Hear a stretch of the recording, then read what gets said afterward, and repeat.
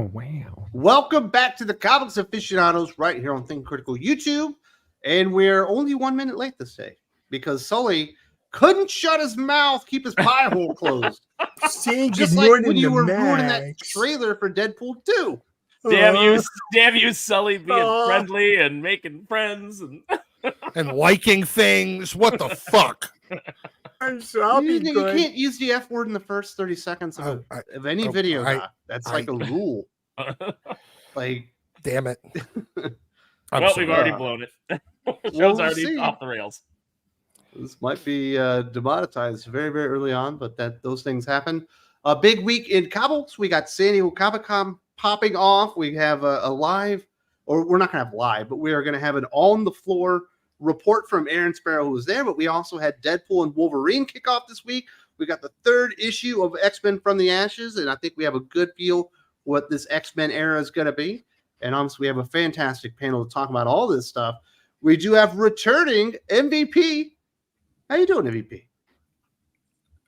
I don't know how I feel right now, Wes. I saw Deadpool and Wolverine last night, and I'm not too stoked about it. I know people are going to hate me for this take. I did not have fun. I did not enjoy it. I felt that it was a convoluted, pandering mess, and that lacked all heart and meaning. And I think Hugh Jackman was the best thing in it, but ultimately left me unsatisfied. So you just described Deadpool 2 until you got to Hugh Jackman. This was probably worse than Deadpool 2. And I didn't really care for Deadpool 2 all that much, but a lot of people are going to hate me. That's okay. But I went in with low expectations. I was just like, you know what? I'm going to keep it mediocre. I just want to have fun, right? I just want to have fun. I just want to smile. And I couldn't turn my brain off. I was just like, this is... You lost your smile. I did. So, but I'm happy to be here with you guys, though, because we get to talk about Nyx and From the Ashes X-Men, which is... Oh, wait. Oh, that's bad, too. So, dang it. Wait, Josh also saw Deadpool and Wolverine. Josh, do you have a dissenting point of view? I had more fun than Max, but I'm not one of the people that's gagging on Deadpool 3's schlong. So well, you also said that you said I had fun, but it wasn't a good movie. Yeah, 100%. Look, it's the same thing I've said about the other 2 Deadpool movies. I had fun, but when you look at it structurally, it's not a good film. And it's the same thing here. I agree with Max. The best part is Hugh Jackman. I will disagree with Max to say there are some heartfelt moments that I thought landed pretty well, specifically with Hugh Jackman, and just the importance and, I guess, reverence of the Wolverine character. But, yeah. Do you think they did the... Well, no spoilers, fellas. It's opening weekend. Yeah. That's not a spoiler, right? If I say Fox characters, because this is a lot of Fox. There's a lot of cameos. Yeah, we know from the trailers. But Josh, you think they did the Fox characters well? It's a Deadpool movie. They're not going to take it like. I knew going in with it being a Deadpool. No, I knew going in with it being a Deadpool movie that they weren't going to be treating those characters like they would in another film. So. Yeah, like I knew it was going to be a punchline. Like the point was to have a punchline. So that's fair, and that's why I didn't want to see the film. That's why I was like, I don't care about this, and I wasn't excited about it because I knew everything was just going to be a big joke, and that they were going to spit on everything, and because that's kind of like what the Deadpool movies have become, and what Deadpool as a character has become. And I like Deadpool best when he's like in X-Force, written by Remender, and he's actually treated with some sort of gravitas, or Joe Kelly's book, where he was funny and there were funny bits, but much of it was taken pretty damn seriously. And I knew this was just going to be a big farce. And so like Max's opinion and your opinion do not surprise me at all. And I probably would be just as harsh as Max, if not more. So it wasn't like a sexy Haktua. It's a different kind of spit. So Josh, would you say if you go in there not expecting much and just want to have a few laughs, there's some laughs to be had?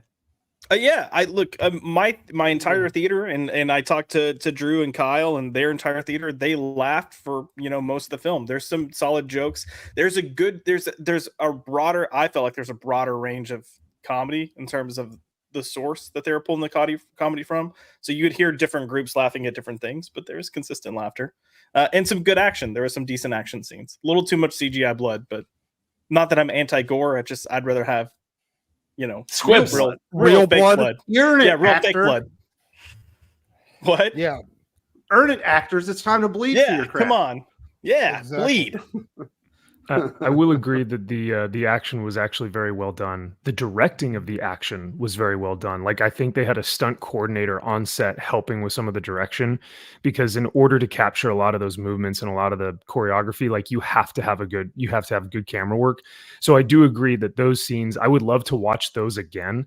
And I think Josh said something interesting the other night where he's like, if I wanted to watch the movie again, I'd watch those fight scenes, but then I'm good. Right. And that's kind of how I feel about the fight scenes, is like, I could watch those in its separate thing, but I felt like a lot of the characters were done very, very poorly. And even though it is a Deadpool movie, right, where it's like, they're just this had a great opportunity to kind of subvert and go, we are a Deadpool movie, but let's actually do something that's meaningful with a lot of fun and a lot of heart. And I just didn't feel that. I felt like it was a cameo fest that was meant for clapping seals. And that was really unfortunate and kind of disappointing, because I thought that they were actually going to pull at the heartstrings a little bit more. And I just didn't get it. So, but yeah, I'm sorry. I'll stop talking about it. It was meant for your soups type of viewer that just goes, oh, I saw a thing I recognized. And I went, oh. Well, because there are characters there that you're like, wow. Well, the whole movie can be summed up by this. The movie will tell the audience, look at how dumb this thing is. Wouldn't it be dumb if we did this? And then the movie proceeds to do that thing. And I hate that. So it's kind of this meta, aren't we dumb? Wouldn't this be dumb if? And then it proceeds to do the thing.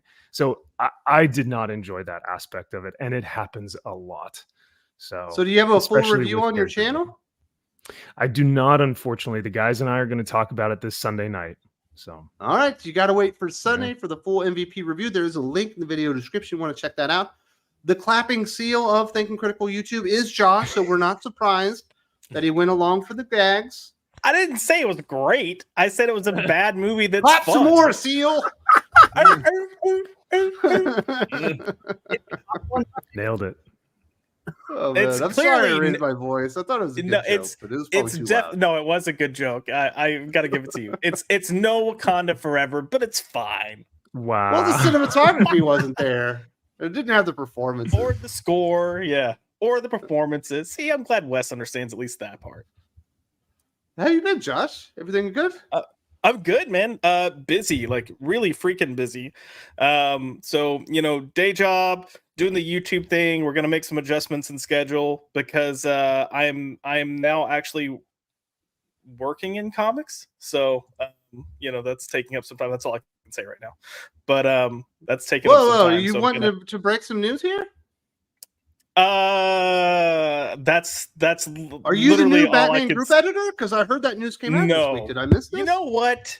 They wish they could have me as a Batman group editor, because then we'd actually have some decent books. But I'm not too excited about some of the announcements I'm seeing from that. Yeah. I will be covering it all week. Yeah. Oh, absolute Batman. You I guys don't know if you saw like the the new absolute DC logo. Green Lantern. Oh, I missed the new DC logo. Hold on. It's a retro logo. They're It's going the back bullet. to like one in the 80s. Oh, kind the of, bullet logo. mostly. Okay, I like the bullet logo. So It's my favorite logo. And then yeah. So it's pretty slick looking. I don't think it's a bad move whatsoever. So at all, no, that's a good one. when are people going to get the details on this new comic book job?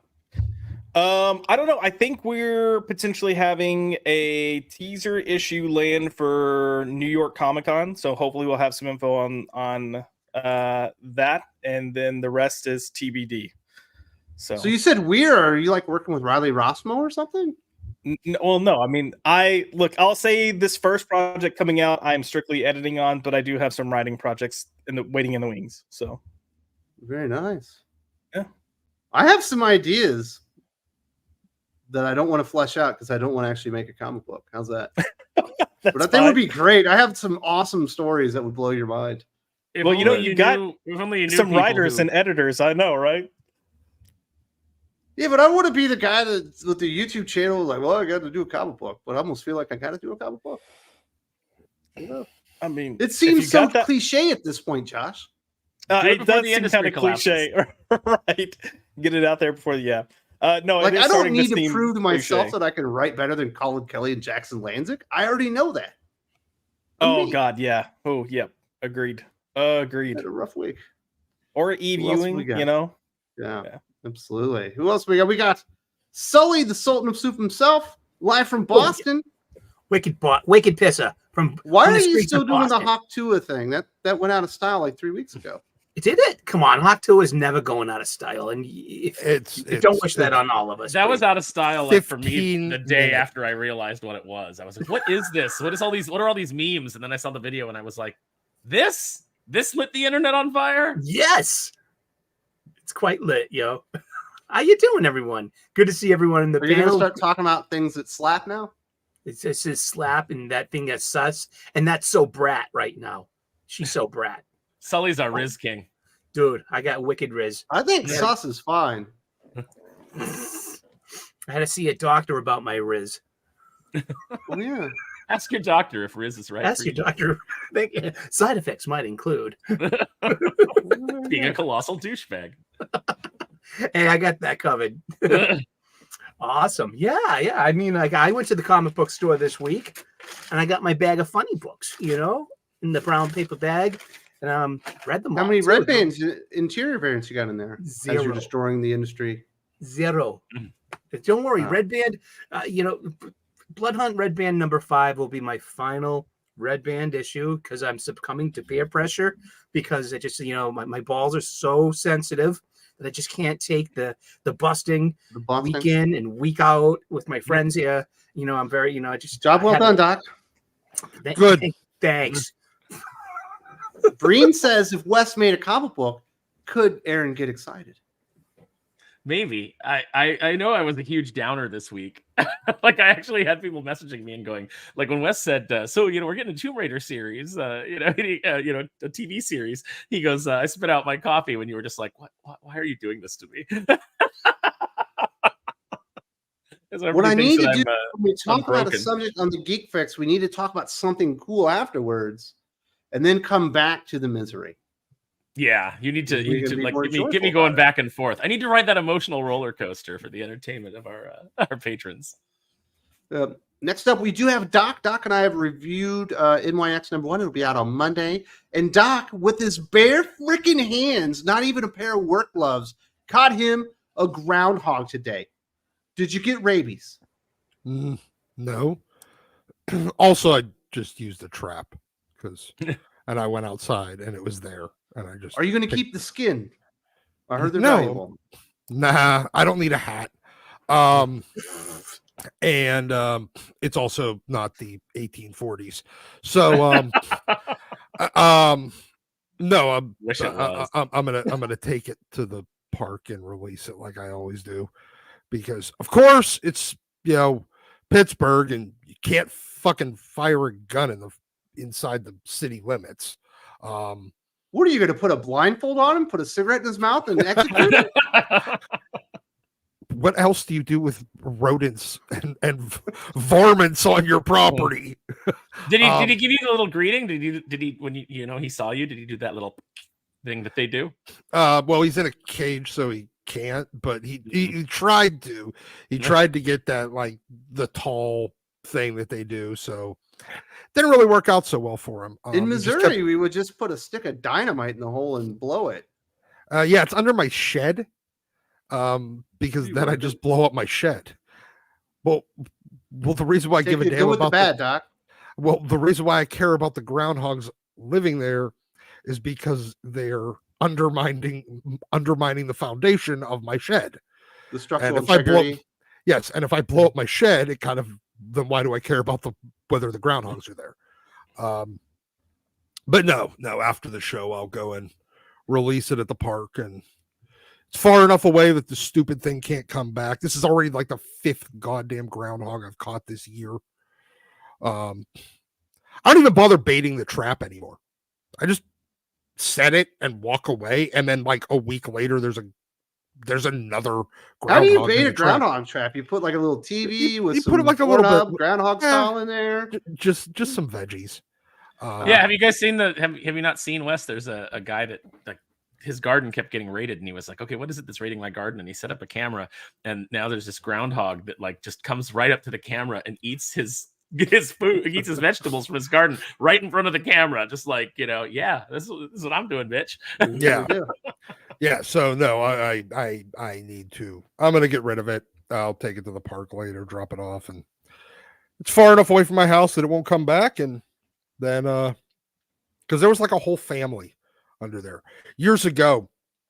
I think it was the second year I lived here. I'm looking out my door one day, or the window out into my yard, and I saw what looked like a furry manhole cover running across my yard.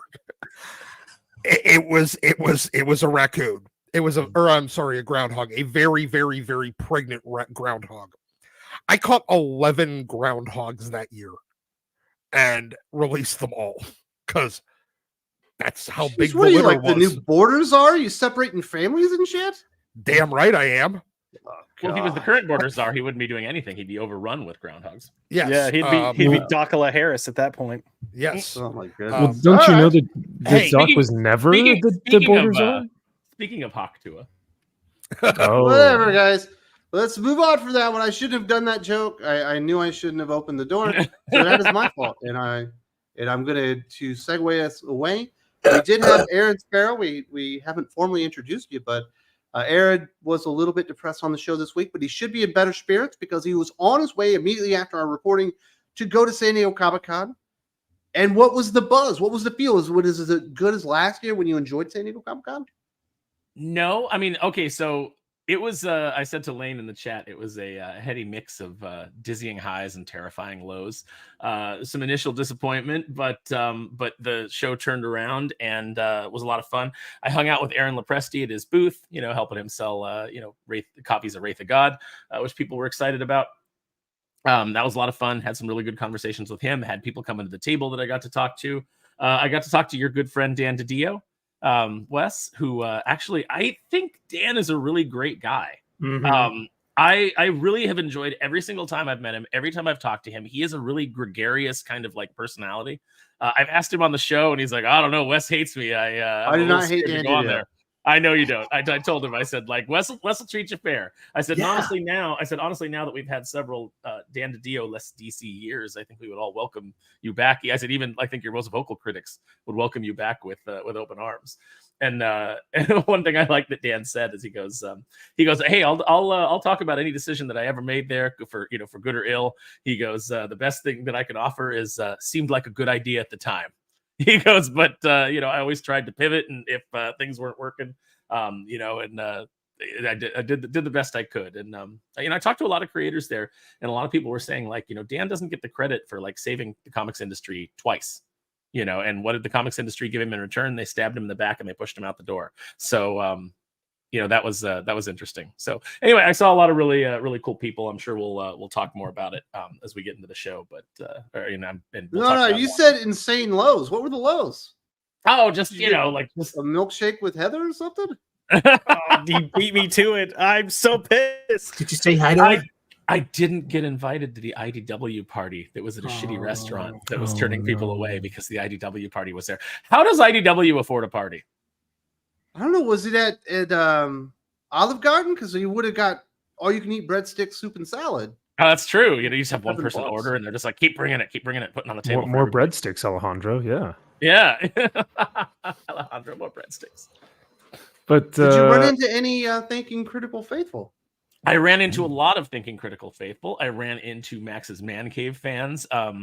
There were several times that I was just standing around talking to somebody, and somebody who was like standing nearby would like turn around and kind of look at me, and they'd be like, "Oh, I like recognized your voice," and I'm like, "Really?"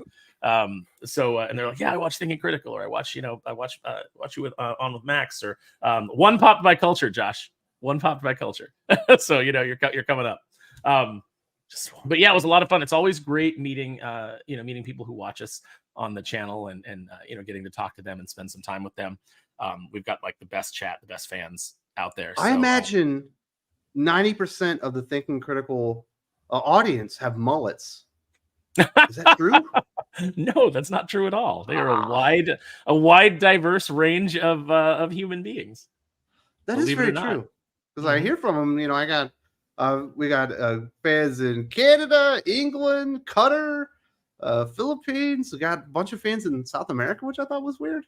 Lepresti and I were joking at the beginning of the show. They said, like, well, this is going to be a big show for us because, of course, we're such huge YouTube celebrities now. And then we like laughed, self-deprecating, like who cares who we are?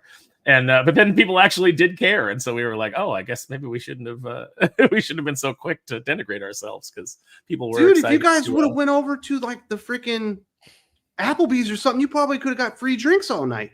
Oh man, we could have. We should have had a meetup. Keep these Midori sours coming, son. I would love to do more stuff like that because like I said, I love talking to people. It'd be great if we could do more meetups and do like a Thinking Critical meetup or something sometime. But what if we did it and nobody showed? Or the only people that showed were people that wanted to take a swing. Well, I don't really have much of an ego, so it wouldn't probably kill me too bad. I'm like, yeah, that's true. All the best people made it. Man, AL's claiming she doesn't have a mullet. There's no way AL doesn't have a mullet. No, I've met AL. She doesn't have a mullet. Oh. Did you get to watch any of the Eisners, Aaron? Oh dear God! Were there any? Oh, okay. No, even when I cared about the Eisners, even when I thought I should. When you were on the board for an Eisner, yeah, even when I was on San Diego's board, or I mean not the board, but the committee. Even then, I didn't care about the Eisners. Oh. Once I was told that like we didn't get considered for best humor series for Darkwing Duck because it's not a book that you created from whole cloth. But the winner that year was Archie, which Chip Zdarsky did not create from whole cloth. I was pretty much done with the Eisners at that point because we were the best humor book that year. I don't care what anybody says. I will put up our Darkwing run against Chip Zdarsky's Archie any day of the week.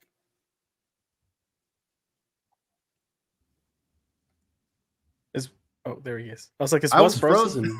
Yeah, did you guys froze. just stop talking? You couldn't keep the show no, because it looked like you were about to say something, so we all just kind of paused. But yeah, it froze. my You looked very thoughtful, like you were about to interject, and so we were all like, "Oh, what's Wes got to say?" And then we were like, I got nothing to say. Yeah. So you had a good time at San Diego Comic-Con. Did you get some exclusive toys? I did. I got the Cobra Commander, of course, which is the was once a man. Cobra Commander. Whoa! Share with the class. Where is he? Oh, I'll have to grab him. He's back here. But the one I had because he like I have to take him out. He's in a big ornate package. But the one that was like easily ready to display is good old Death's Head here. So I was very excited about this one. And actually, shout out to Matt Moylan of Udon Entertainment, who does all the Street Fighter books. I got to hang out with him a bunch this weekend. I got to sign a bunch of copies of Street Fighter Game Gals #1 for people. But Matt actually helped me score an extra Cobra Commander. So very appreciative to him for that. I thought that story was going someplace dirtier. Wes, you know that I'm a saint. That's true. There you go. Very cool stuff. Sounds like people are having fun. We'll certainly get more into that. Certainly on the Geek Fix, on the podcast, where we can basically just do whatever we want for as long as we want. But we do have some shout outs to go out to the Patreons. We have 3 new backers this week. Really want to say thank you very much to everybody for supporting us on Patreon. Working really hard to put the most awesome podcasts out there. And there's a good chance that I think MVP and I will have one in the not too distant future. We just got to iron out all the details. Thank you to SK8245, also known as the Hero Mech Star, protecting Starbase Quantum. Thank you very much to Alpha Coomer for returning. The Mind Mage himself is back and protecting the people of Arcadia. And finally, a hearty welcome and appreciation to Long Box of Doom, who fights as the archivist and is the protector of the Comic Chronicle. And if you are interested in supporting us on Thinking Critical Patreon, and if you like what we're doing here, that is a place to do it. There's a link in the video description, as well as links to all these guys' social medias and YouTubes. Doc is the only one, I believe, today that doesn't have his own channel. Correct. Or Aaron Sparrow. But I mean, Aaron Sparrow will be seen but on my channel. He'll be seen on MVP's channel. He'll be seen on Josh's channel. The only person he avoids outright is Sully. Sully's never invited me on. I haven't invited my mother on. Don't take it personally. Oh. Well, very nice. I've never had anyone on. All you guys are welcome anytime. Are you being serious? Because I'll Yeah, do it. serious. I'll just show up and crash your party. That would be You're awesome. wishing Hey, you never said that. Did you bring donuts? Did you bring some Dunkin's coffee? Let's hear from the people. Lane Kramer says Deadpool's daughter incoming in October. Woo! Oh, Doc had the best take on that. Yeah. I mean, look, it's literally what Marvel sits there and looks at it, goes, "Hey, we have this hugely successful movie that's drawing interest. How are we gonna capitalize for the comic books? I got it. Let's get rid of the real one and try to force the diversity updated for the modern audience checkbox version of them when they come in." Because all they cared about was the name, right? They just cared that it was Deadpool. They don't care actually who Deadpool is. They don't want to see more of that fucking character. Right. No, they just want a Deadpool. And the funny thing is that Deadpool has a daughter in the Marvel Strike Force game, Deathpool, that is the daughter of him and Death, like from another universe, another freaking multiverse. But like that character is so much more visually appealing and interesting than just like Deadpool's daughter is just Deadpool, but his daughter. Marvel is the house. It's got a ponytail and boobs. That's all you need. The house of idea, baby. One There idea. will definitely be a video of that in the coming week. Lade also says, to raise Aaron's spirits, how about he joins Doc and Wes reviewing Gotham City Sirens by Leah Williams in August? That will at worst put him in a coma.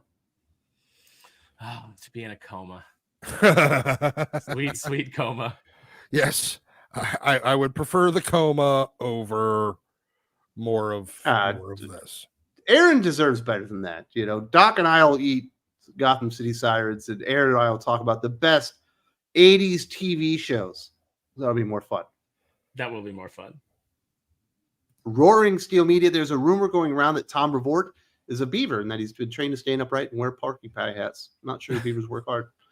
There you go. Can you imagine Doc trying to like use a cage to capture Tom Brevoort and put him back in the wild? I'm going to commission an artist to draw that. I'm going to get Doc a nice original art piece of him standing there with a little Tom Brevoort in a trap on his property. Yep. It'd be fun. Yep. Beavers. Never mind. This joke's over, Doc. You gotta move on while it's still hot. You don't want to hop to it like fucking. Like I know. There. You don't want to be that guy. Caleb says, not much to say. I think if Tess Fowler and Alyssa Kotaku met, they would be perfect for one another. She wrote an article that Gamers started January 6th. I saw a really great rap about that where a guy was like talking about how nobody like you guys keep pushing this, but nobody cares about January 6th. Like it happened, but we were over it by the 10th, and you guys keep trying to dredge it up, and nobody cares. Yeah.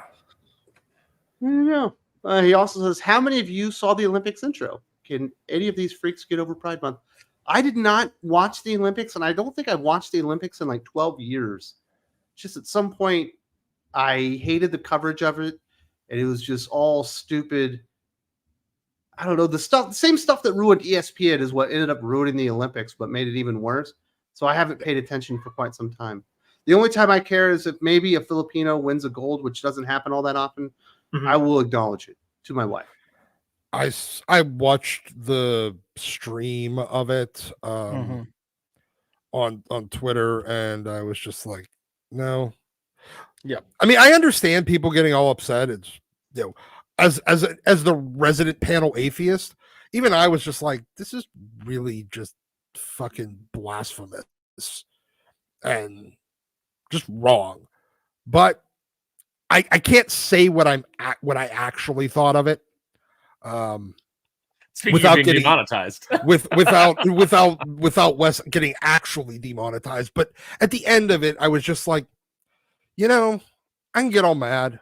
I can get really pissed off and angry and yelling and all that. But I thought we all gave a shit. We stopped giving a shit about the Olympics like 4 years ago, whenever it was really fucking gay and dumb. I never cared about the Olympics, so you know, I never cared about. I've always been a sports fan. I always curve. took the Olympics seriously, but the Summer Olympics always sucked. I care about the Winter Olympics. There's actually sports there that are good. What am I going to watch? A bunch of people running in circles and throwing a stick and jumping high. That's Right. it. There's no I'm- actual sports. You fucking comic nerds. You have no idea about sports. It's track and field in the summer. I It's guarantee you fucking boring. the audience, the viewing audience, is like double for the Summer Olympics than Winter Olympics. I Probably. guarantee it. And no That's cake. why they And care no about cake. who gets to the city and all that stuff. That's because Did in you the notice winter her- people are Yeah, bundling up Celine's and gonna going do- out for a nice bowl of soup. And in the Listen. summer, they're staying inside with the air conditioning on, so they might as well watch this stupid Summer Olympics. I feel the same way about the Olympics as I feel about parades. They're stupid, and I don't care. I You look. like a I'm good gonna. parade? No, they're dumb. What a waste They of are time. kind of dumb. They really are, and cause a shit ton of traffic that just annoys people. I watch the Olympics, but I just watch men's gymnastics and rugby. I don't really care what happens, but you know, Mhm. You I don't know. watch beach volleyball, men's beach volleyball. Eh, you know, it brings back bad Lots memories. of Brazilians. I mean, that's true. That is true. That's true. Maybe I should add that to my rotation. You should. What about girls basketball? They don't have Kate and clock, so No. like why bother? Yeah, no. Well, that's part of the Jim's reason only I think person people. I know that likes girls basketball. Well, but he brings up a good That's for point. the I think that- fan to decide. Yeah, I think the reason a lot of people don't like, especially the Summer Olympics, is a lot of the sports they do play. Some of your best players in the world don't play. Like it's a disservice for them because if they get injured, then they're not going to make their money for their career. So they're like, nope, I'm out. Or their owners of the teams tell them they can't. So interesting. Roaring Steel Media, Tom Reward is actually a groundhog, and that's why he's no longer welcome at Doc's house. That implies that he was once welcome at Doc's house and was there for dinner. Yeah, no. Did you make him a stew? I didn't make a stew out of him. I'm not a cannibal. Yeah, no. I don't want Tom at my house. He can stay far and far and far away from me forever. Calb says that Neil Gaiman's career is over, but of course, Alex DeCampi and Vita decided to join in. I don't believe Neil Gaiman's career is over. No. No, I think he's too protected. Mhm. He's worth too much money to too many people. So I think that Yeah. I think that this is just like, because look, it's not getting a lot of coverage. And I had a couple of people at con. I don't know how true it is, but a couple of entertainment people tell me that Netflix has spent some money to aggressively make stories go away. So I don't know. I don't know that his career is over at all. No, I don't think so. And I don't, But of it's like, course, and we don't people know for sure what happened. We just know that it's just kind of like so that there's vaguely. still an investigation. Yep. Active.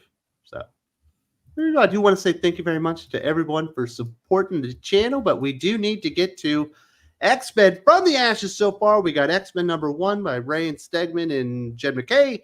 We got Phoenix from Stephanie Phillips. And does anybody remember the name of the artist that was plagiarizing? That's a sketch. Valerio. His name was Lightbox. His name was Tracy McLightbox. Valerio something. And then there with this week we got NYX Jackson Lansing, Colin Kelly, and Francesco Moratino, something like that. Another jabroni. Well, basically, the art wasn't all that good, but there's something that you wanted to talk about that's been present in every one of these, Aaron. You don't like the QR code. No, the QR code idea is stupid. You're not getting why would you let them sell you an incomplete book? And then you have to scan this QR code at the end to find out how it ends. And by the way, just like augmented reality, you guys remember when Marvel was doing that? Those Yep. pages are not going to stay up forever. So eventually what you're going to have is you're going to have a comic book that you can't, if you go and you reread it, you're not going to be able to see the last page of it. They're basically giving you DLC for a physical book. What? Yeah. And I know that Gail came out and she tried to defend it and say like, well, we're just trying to create fun. You know how you create fun? You tell good stories that people want to read. You tell fun stories. That's how you create fun in comics. You don't make them jump through a bunch of technological hoops to get the last page of the thing that they paid you money for. Mm. I know that they're going to put it in the trade, but all that does is make you go, well, I'll just wait for the trade then if you wanted the book at all. Wait. I was about to bring that up. Just wait for the trades to come out because they're going to be like X-Men Volume 1 with 5 extra pages. Yes. Yeah, that's exactly Yeah, how Because they're it's just going the to. 5 pages that they fucked you on. Yeah, but Correct. Isn't that a first appearance of that character? So that would have been a key issue. And Yeah, so but- are they trying to take away from our That's speculator market? well, that's the thing. So if first appearances and cameos are now essentially virtual only, it's a great way to kill the collector market for actual keys that might have value for both this, for story parts. And then, and essentially you try to eliminate that secondary market for that, so that the only secondary market is now just for the variants that you are getting paid on. If it's intentional, it's kind of insidious, and it's kind of vengeful, because it only harms the comic shops that cater to that secondary market. And if it's unintentional, then it's absolutely the law of unintended consequences for fucking retards here. But I don't believe it is the law of unintended consequences. I believe it is. They've shown a disdain for the fact that they don't get a cut out of books that become keys and go up in value and get sold multiple times. They only get a cut off the cover price of the original book. Aaron, you made a perfect point. What happens? What happens whenever the hosting stops? Now, if you buy back, if you're a back issue buyer and not a trade paperback buyer, you like reading individual floppies. You like going and digging in the dollar bins. Just fuck them people, I guess. Like permanently. Yes. Well, on the other hand, you could say that they're like, well, we just want to make, we don't want spoilers. We want to make the last pages matter. When was the last time a last page in a Marvel book mattered? When you can't make most of the pages in the book matter anymore. Well, when was the last time? And that's why the last pages haven't mattered, because they can't make their books matter. If they made their books matter, then some of these last pages would actually matter. The last time I remember a last page mattering was Thunderbolts #1 by Kurt Busiek. Yeah. That's the last time I remember that there was any surprise or any kind of shock or any kind of, buzz around a last page turn. Well, remember when they tried to do it in the fucking Red Band books, where it was, in the first issue of Blood Hunt, the Red Band version, Doctor Strange gets fucking ripped in half. Oh, and then you go to the Doctor Strange story and issue 2 of Blood Hunt, and he's just stabbed. Yeah. So now the new last page is just not even, it didn't even happen. It's just like, oh, and this is what could have happened. Like, it feels like I'm watching fucking the Clue movie. Like, well, maybe. Except at the Clue movie, you were entertained. Yes, I was actually entertained. Well, maybe Clay had some duct tape. Come on. But look, the initiative itself, it sucks as a reading experience, though. Mm-hmm. Like, okay, the page is formatted in a way that is abysmal to read on a phone. Mm-hmm. Nobody's gonna pull out their fucking tablet or their laptop to pull this page up. It's mediocre resolution. There's a giant fucking border around the goddamn thing, so you got to pinch in and see a bunch of pixelated bullshit. Mm-hmm. What are people going to do? They're going to pull their pocket that's in their phone that's in their fucking pocket out to scan the QR code to read, and then it's this little goddamn thumbnail in the middle of the fucking screen. It's also elitist, because we keep talking about how, why can't we get new people into comics? Why can't we get new people into comics? And if you want younger people coming into comics, they don't have as much disposable income, and they might not have a freaking tablet or a laptop. The phone might be the only thing that they have. Well, and you know what? You've paid for the goddamn reading experience of this comic, and now you have to have an entire another piece of technology so that you can read the thing that you paid for. It is the dumbest marketing in the world. That's what you want. You want to read it in a new, complicated, stupid way. And on top of it all, you want to read this last page, you need to go down to your local library and you need to ask the librarian, and they'll take you down to the basement into a little locked room where we posted the page on the wall.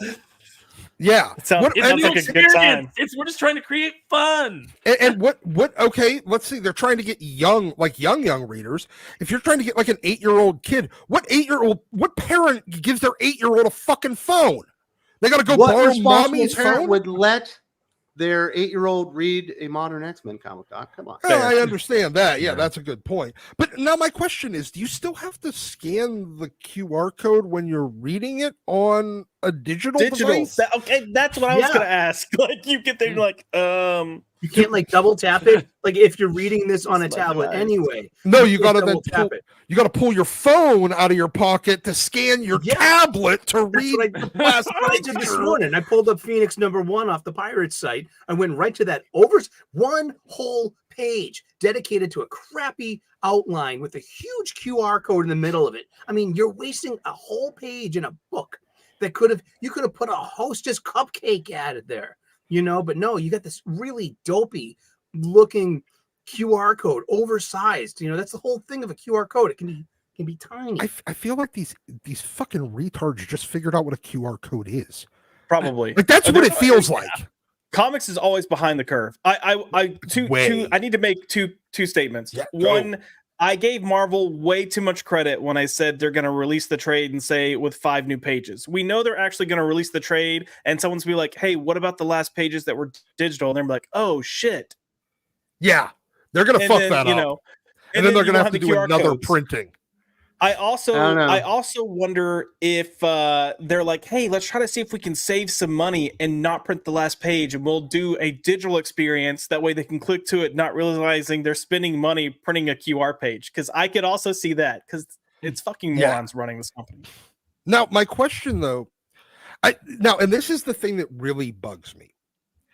If this really feels like a way to force readers into a digital experience that they've otherwise rejected, you've now forced readers into essentially a hybrid digital physical experience. The physical readers, they will, and like it's like this hope that, like, assuming you don't have to pull out another device to scan your other device when you're reading it digitally already, and it actually just shows you the page, which I don't know. Assuming that that's how it works, and you actually just get to go from page 31 to 32 instead of 31 to QR code to another device to 32. This feels like a way to force the readers that are already rejecting digital into having no choice but to read at least some of it digital, and hope that maybe some of them just say, you know what, fuck it. It's easier to just buy this thing digitally. And then I don't have to pull out another device just to read the last page. Are we certain then if you have Marvel Unlimited and bought the book that it doesn't come with the QR code? No. That's the thing. We're not at this point. I would really like to know. That it's still there.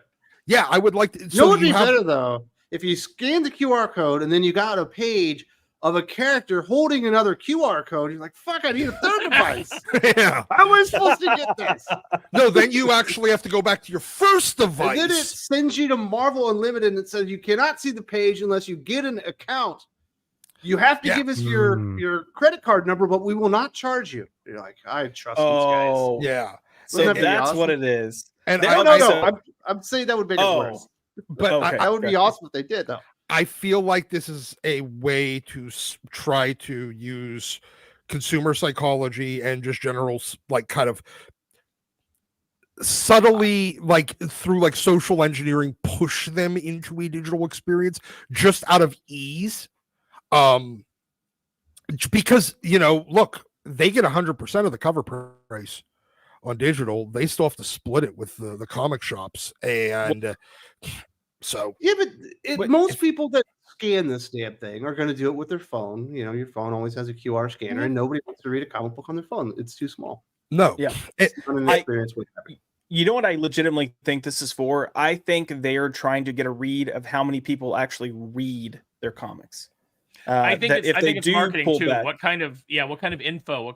Are they pulling when you click or when you go to that QR code? Will it actually tell them that no, the readership is not 50% female, like they seem to think that it is because of one shitty Facebook poll?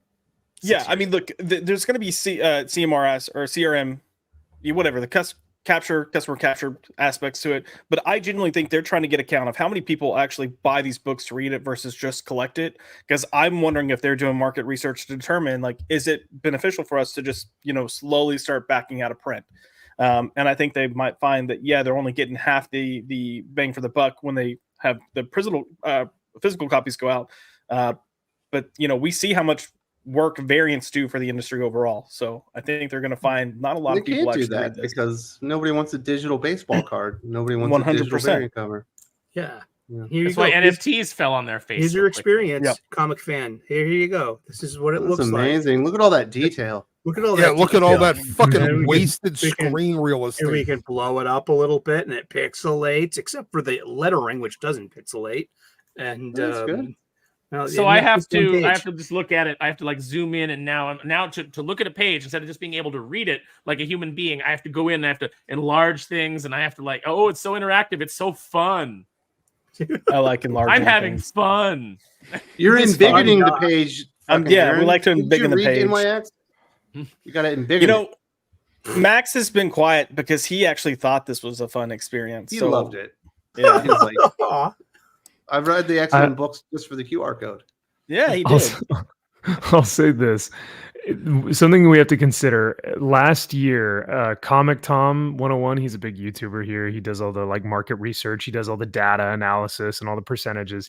He said that last year, Comic Base released an estimate based on March numbers, and 81.3% were variants.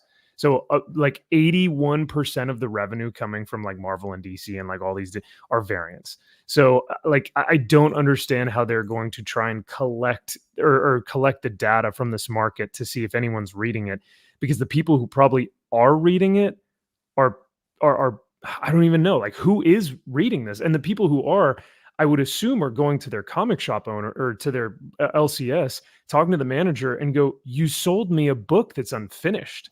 At least I would hope so. So chat, if you guys have experienced this and you got to the end of the book, one, I'm sorry that you had to read it. But two, the fact you had to read an unfinished book, you should be telling your LCS and going, I want my money back. Because Marvel should not be okay with this type of reading experience, because it's not a reading experience. It's an unfinished product. And so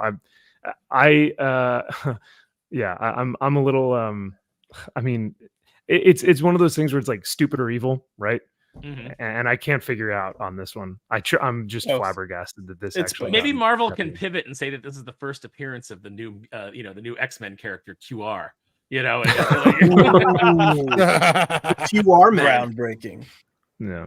Is that any Very dumber nice. than like Dark Veil or any of the other terrible characters that we've gotten added to the the library of mutant characters? No. And Doc So knows everything. that is not the only controversy surrounding the X-Men from the Ashes in the early days. Sully, you might have noticed this. People are saying that the artist in Phoenix was out there stealing art, specifically from Olivier Coipel and as well as Stuart Eminem. And then we also had the story in this week's NYX, which was as bad as it gets. What did you think was more egregious, stealing the art for Phoenix or the story that was actually paid for from Colin Kelly and Jackson Lansing? I'd say my vote is for NYX #1 because the writing in it was just a bit much, especially because we're using, one-sided words in this culture war bull, like oppressors, you're racists, and it's all over this book, and I'm like, oh, please, enough with your activism. I mean, this is like, or maybe all 5 activists that are out there that buy these books can buy this book then. Swiping art's one thing. It sucks because it's weak sauce and it disrespects Copiel, it disrespects Eminem, but it's age old in the business too. So but activism, that's a modern thing. It's gotta go. I think that's who this Nick's book is written for. Like I was reading it and I was like, I am clearly not the target audience for this thing. This is a book for 18 to 22-year-old confused activists. This is the book for people who pirate books, people who buy them.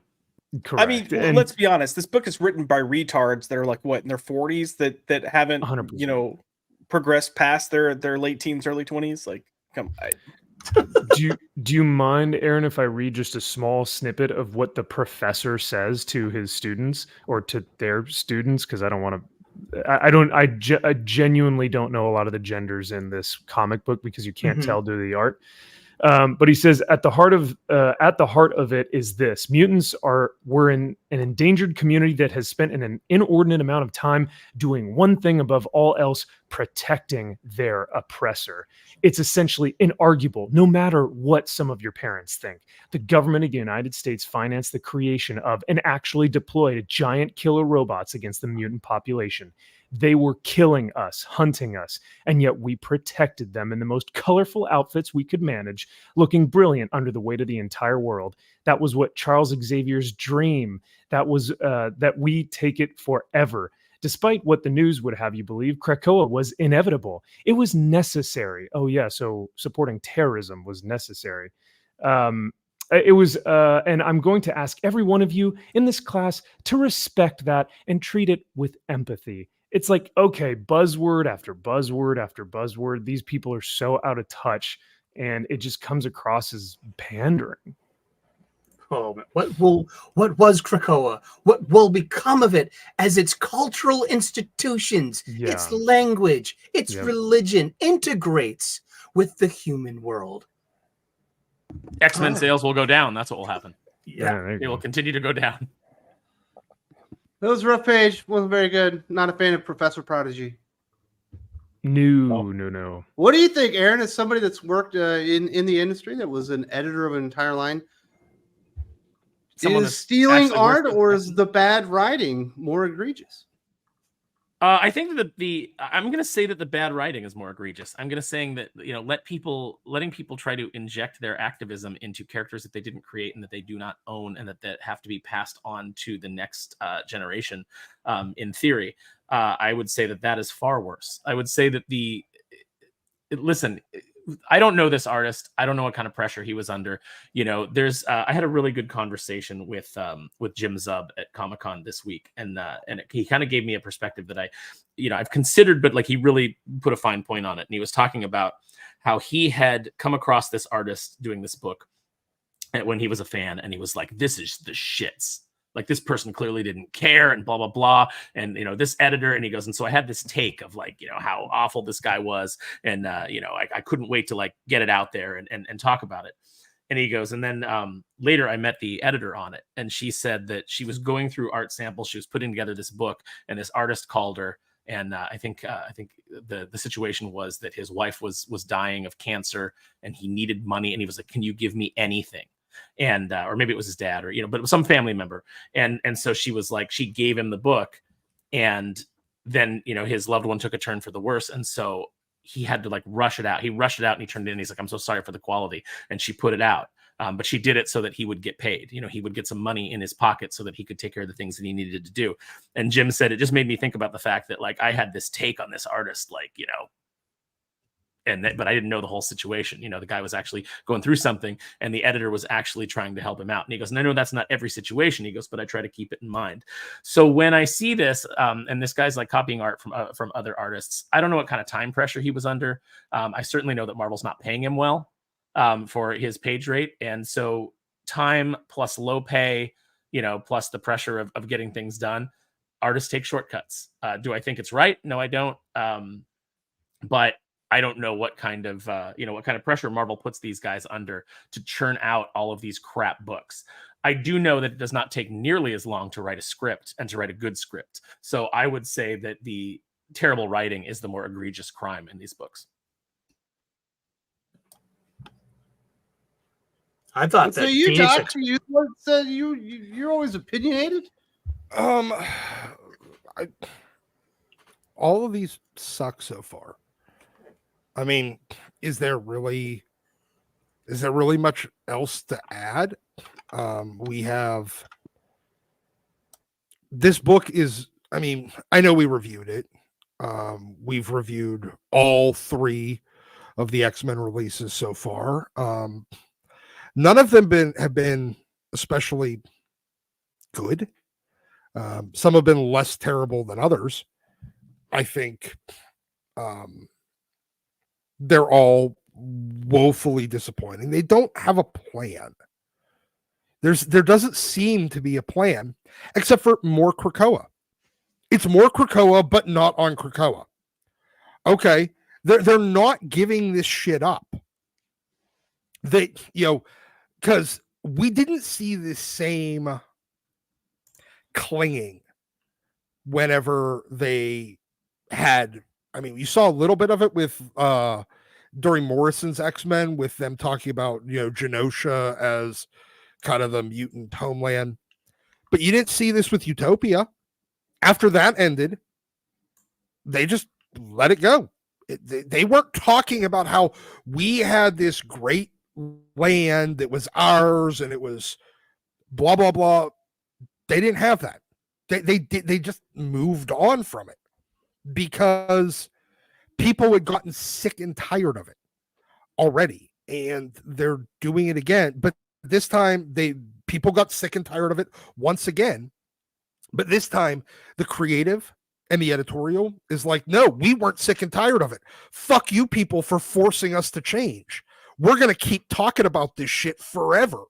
We are not going to let it go because we wanted our gay orgy island. I think. Go ahead. Oh no, I was just gonna say, I think that was the most surprising part for me, is the fact that they just continued to go with Krakoa. Because I thought, when I hear From the Ashes, I think of a new beginning, like a truly new beginning. Like, we're not even rehashing the past. Like, we are creating a brand new timeline or a brand new story arc or whatever. But even that article that we had read, it says, overall, this fresh start feels like a bit of a rehash of the goals of the Krakoa era, with Cyclops, Beast, and Magneto uniting to build a self-sustaining community of mutants in the heart of Alaska. But aside from the much less advanced and ambitious lifestyle the X-Men have created, there's one key difference. In this case, they're not trying to appeal to humankind for coexistence through sharing their advanced mutant technology and engaging in diplomacy. They're stating in no uncertain terms that they will exist in the world alongside humanity, and they will defend themselves however they have to, while reminding humanity how mutants have historically been treated. It's just Krakoa all over again, just in Alaska. I don't get how they are trying to build this as something completely different. Just new number ones, man. That's all this is. New number ones and variant covers. Whoa! It's QR codes. Yeah, Yeah. that too. Oh, yeah. Sorry, excuse me. Boss It's got the, it right. the trifecta of awesome, of sales, of long-term thinking and strategy. But this is the problem with the industry right now, is that everything is just short-term thinking.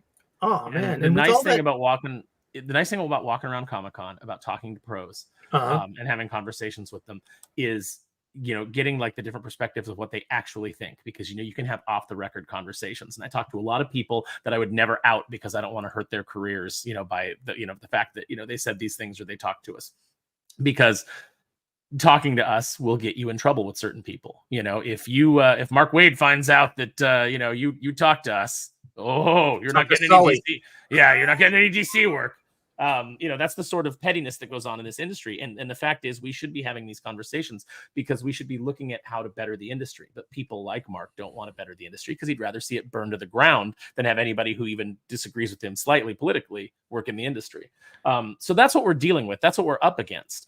And an industry can't survive that way.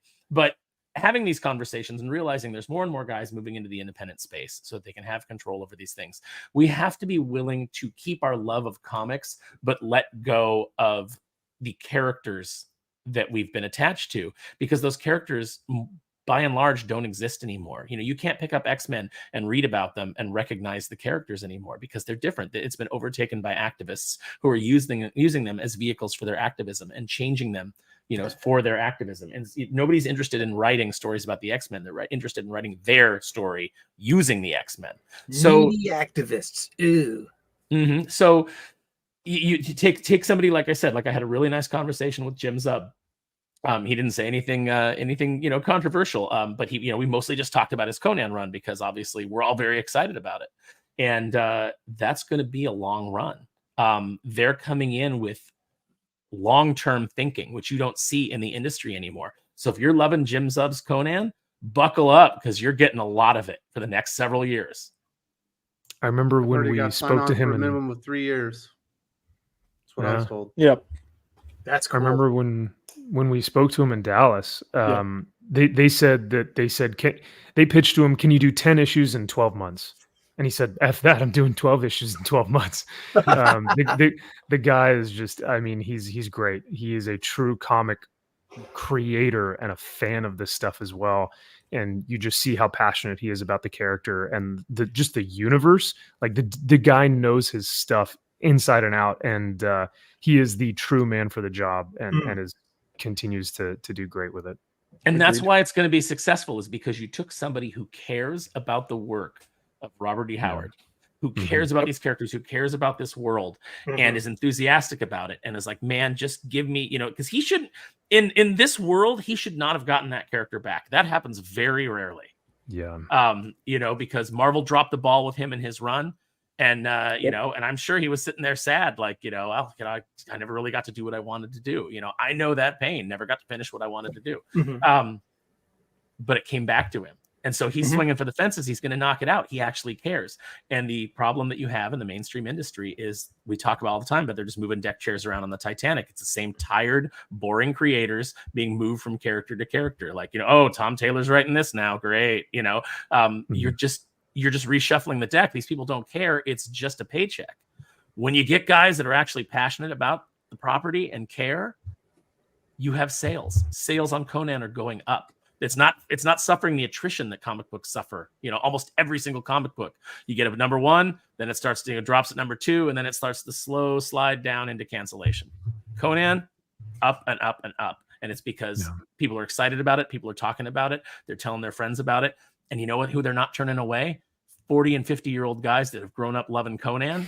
Those are the guys that are coming up and being like, I love this. And Jim was saying, like, he's got like their wives standing with him. I'm so glad he got to meet you, because all he does is talk about how great this book is and how much he loves it. And it's like, that's the kind of excitement and fun that you should have in comic books, because you should be hiring people who are excited and want to tell good stories with these characters instead of your hack friends.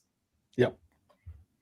Josh, what did he say about, because Aaron, you brought up a good point. It's very, very rare. Well, sometimes, in Marvel and DC, we see people failing upwards, where they'll fail on a book, the book will get canceled, and then they'll do a new number one with the same writer. And you're like, wait, I thought you just canceled that book.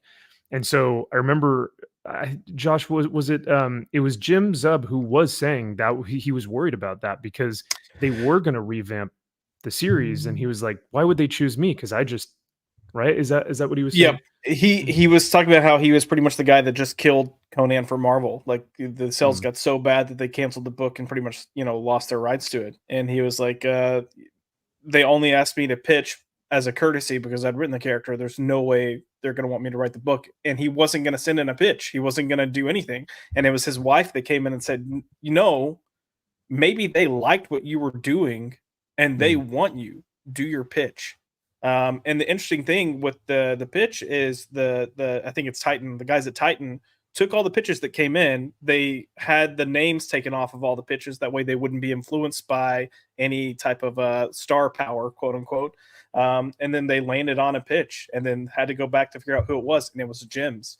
And then they went to him and said, hey, we don't want to do this whole like 6 issues and done or 12 issues and done. We want to create an epic. We want to take our time and really, world build and dive into these characters and let them live and breathe. And Jim's like, that's exactly what I want to do. So the reason we're getting what we're getting is because they put story first, and we need more books to do that. We need Marvel to do that. We need DC to do that. We're talking about this indie resurgence of all these good books that are coming out from indies, which is great. But even in situations like Conan, there is going to be a timetable to it. There's, even if it runs for 5, 6 years, 7 years, whatever it might be, that wave is going to come to an end. We need the big two with these, kind of larger than life characters and larger than life brands to come in and do the same thing. Maybe not with every character all at once, but you need to have runs like we had with Wolverine, like back in the 80s and 90s, like where it just, you get this stretch of like, this is freaking great storytelling. Look at what we've done with, Batman for periods, Superman for periods. They need to get back to doing some of that. You're never going to get that though with the current leadership. That's the problem. No, so get rid of the leadership. Just hit that switch and let them fall in the trap door, like Mr. Burns style. Pull the lever, Crunk. Ooh, man. Yeah, I mean, that was what Jim Stewart was talking about. What were you saying, Sully? Well, I mean, we got so much luggage left over from the Krakoan age, and such a disappointment because it seems like Hickman set this up to have this big reset button built in with the many lives of Moira. Moira could have had one more do-over, and we could have started off from a better neutral status quo where you just do something new and build up. But no, we're left with all of this Krakoan and activism stuff, and it's just like, no thanks, please. From the ashes, I mean, it's more like from the toilet bowl. From our asses. So how does this make you feel, Sully? You're the most optimistic member of the panel. You've read all 3 #1 issues. We've got Yes, another 10 coming before the end of the year that we know of. Yeah. I imagine they'll be announcing a couple more books along the way. I'll read them all. Does this make you want to keep diving in on From the Ashes? Well, I'm a lifelong X-Men fan, so I want them to succeed. I've been reading X-Men since I was 8 years old. For the better part of like 40 years.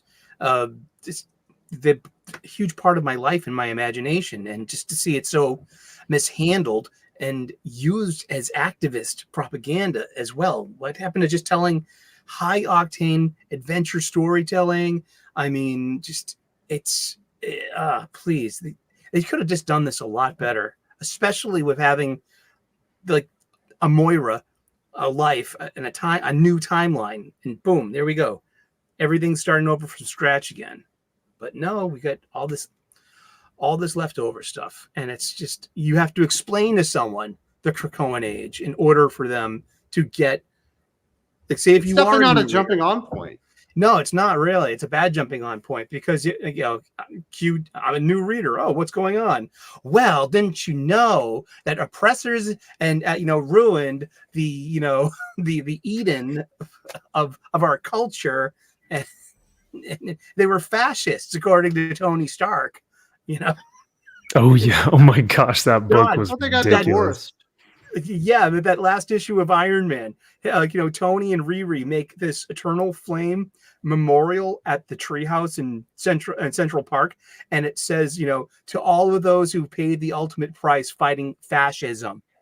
And I'm like, because it's an overused. I thought they were all weasel brought word. back.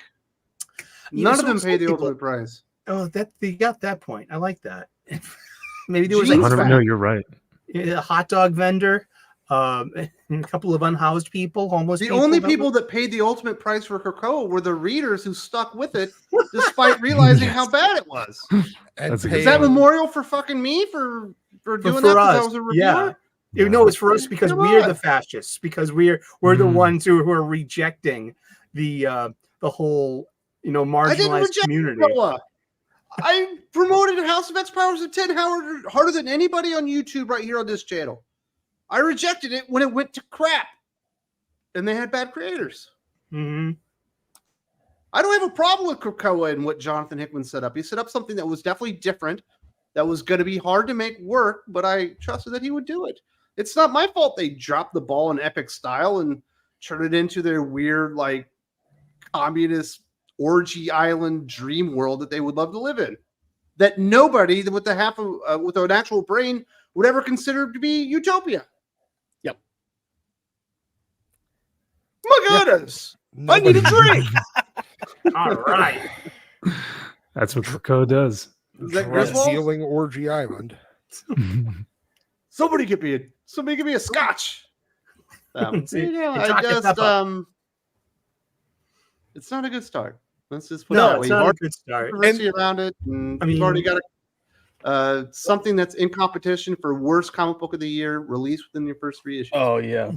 I am looking let's forward also- to. Go ahead. No, I was just saying, let's look at it this way too. We just spent the past like 30 to 40 minutes talking about X-Men without actually talking about the books.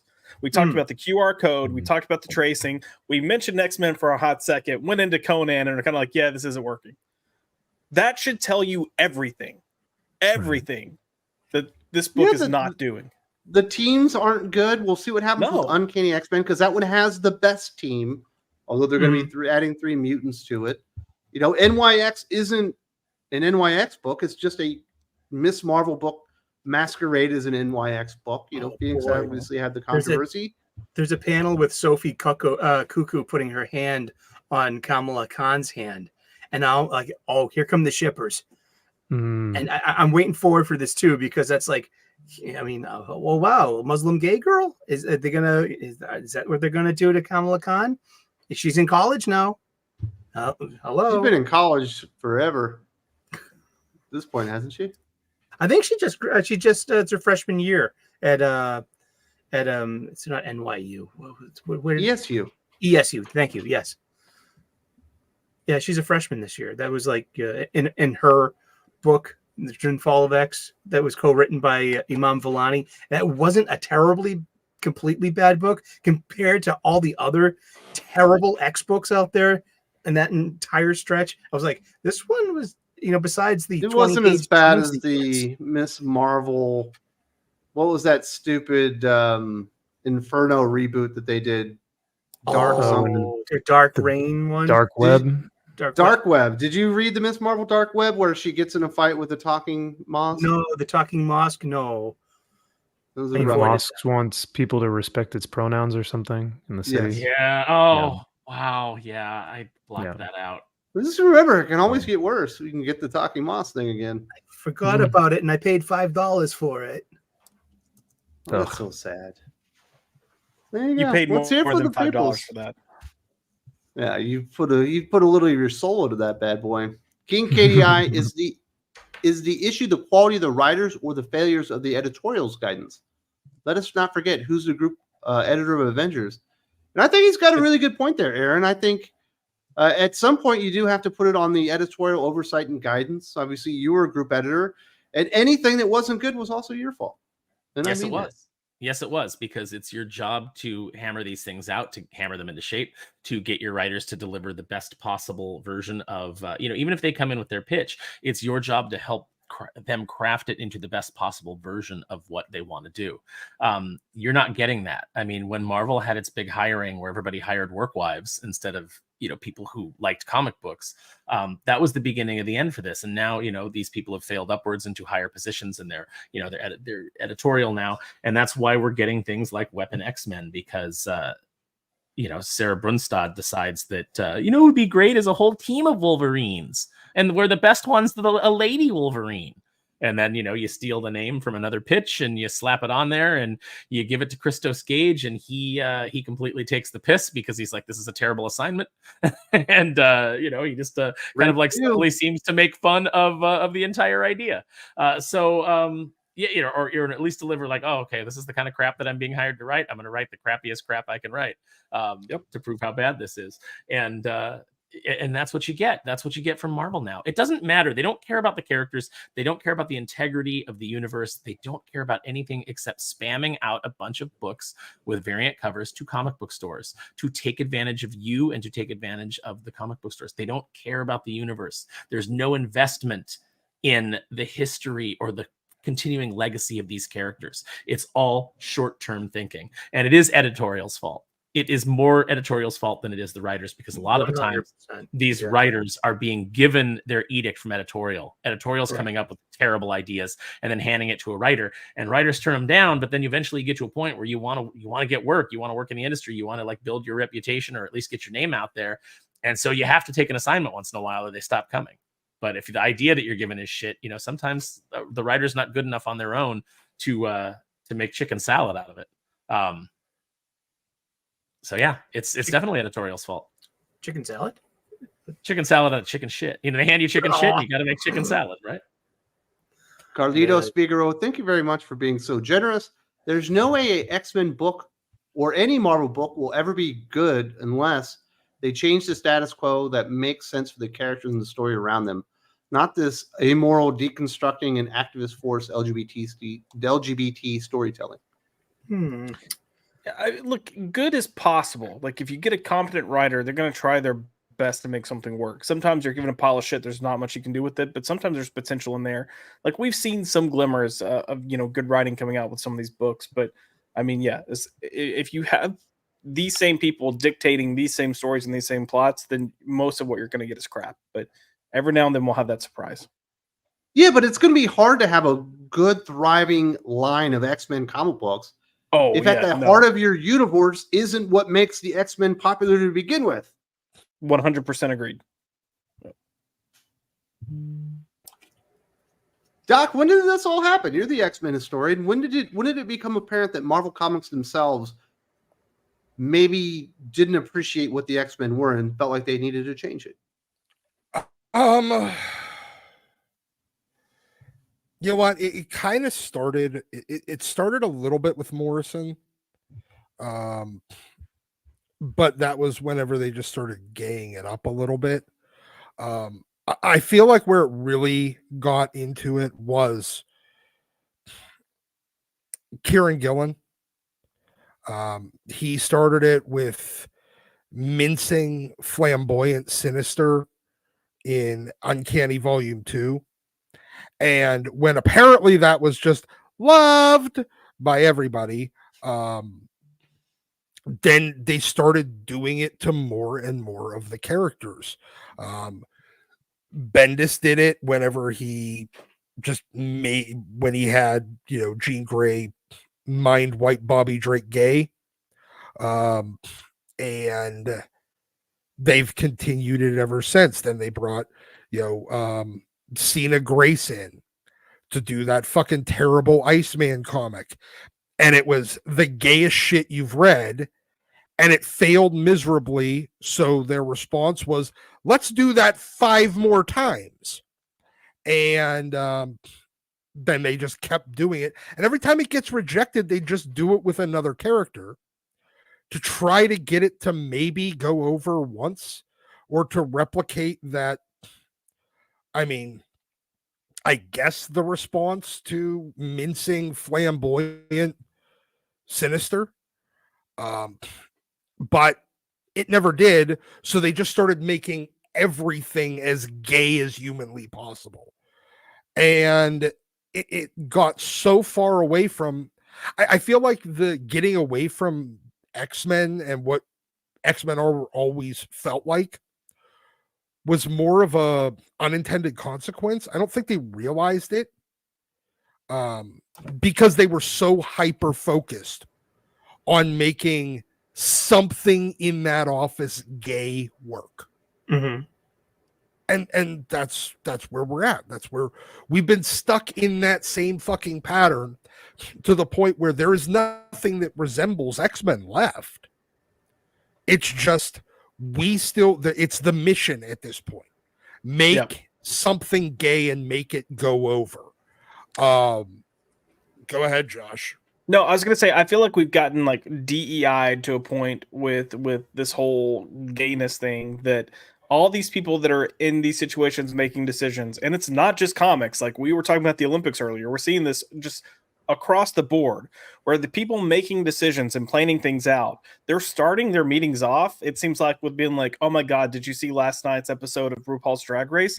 And that is the world they live in, and they know nothing else. And they think that is everyone around them. In reality, it's like 10% of the world. And that's the basis of everything they're deciding. And I don't understand it. I don't get it. I think it's terrible. I keep hoping at some point we're going to get someone with some competence and some real world life views stepping into a leadership role. I don't know if it's going to happen at this point. Not with the big two, anyways. I don't think it's going to happen with Brevard. I think he's just kind of skating his way to retirement. Oh yeah. Oh, that's the other thing. A lot of your higher ups, they're doing exactly that. So they don't care, and they're letting the inmates run the asylum. So Jim Lee is one of the biggest culprits of that. And Wes, you and Aaron, one of my favorite videos you guys have done in a while was that Jim Lee video. It's a brutal takedown, but it needs to be said. And no one is recognizing the fact that he has like 3 different roles, right? And is not doing one of them. It's incredible. No, it's almost like it's one thing to have an emeritus position, and it's fine if you give him that. It's like, obviously you want to lock him up. You don't want him moving back to Marvel, which I think is where really his comic book heart is. So, you want to keep him at DC, you give him this position and you have him do, some kind of like ornamental function, but they've given him everything and he's doing nothing. Mm-hmm. And it's affected the books. Like he's just fiddling while Rome burns.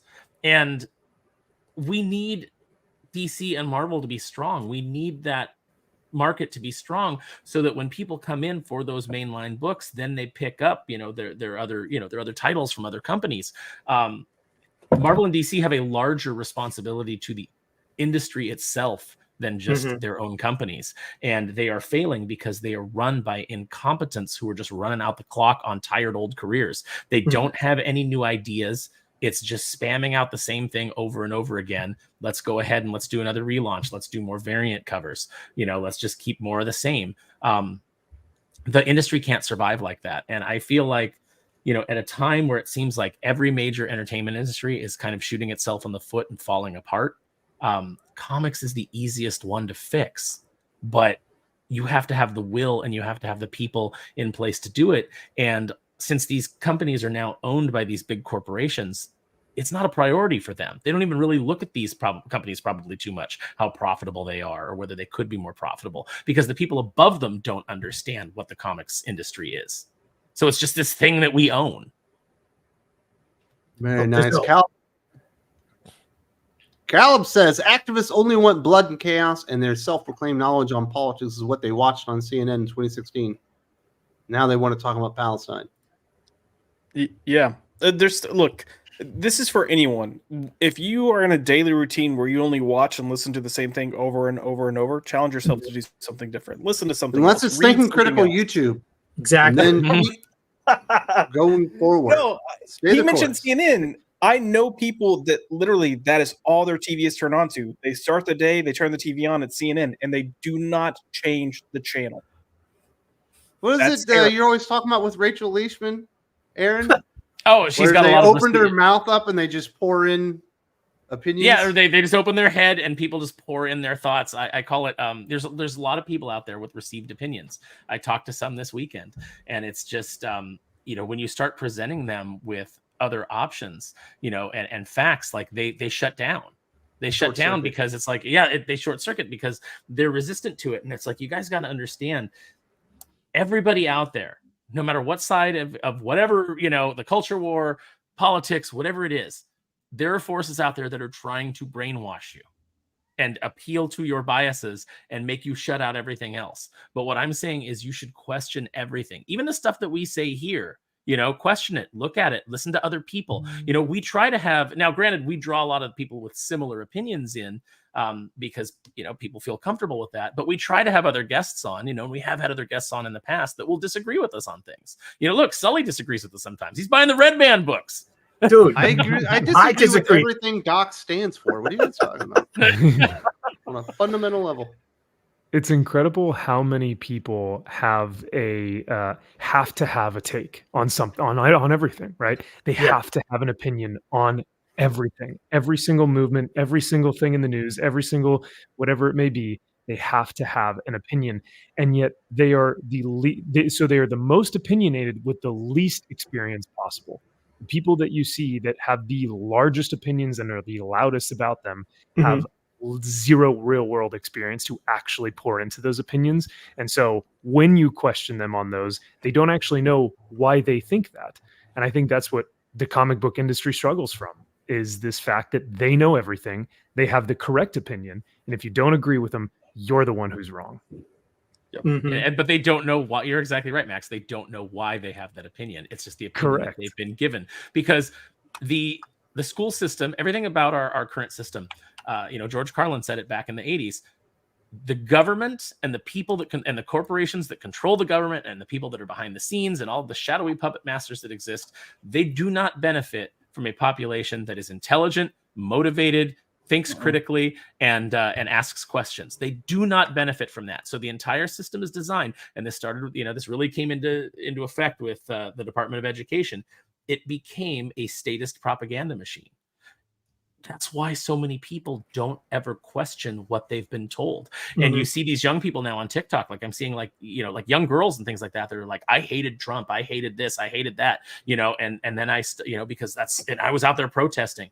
But then something got me to listen, and I started like doing research, and I started listening to more people and taking in more opinions. And now my opinion is shifted because I kind of see like, where different people are coming from. That's what you need. Like, you don't ever be chained to a dogma, continually question and reevaluate reevaluate even your own beliefs, because I've always tried to live, and we're all guilty of it, but I've always tried to live with the idea that like I have my opinions that I've formed over time, and over experience and reading and researching.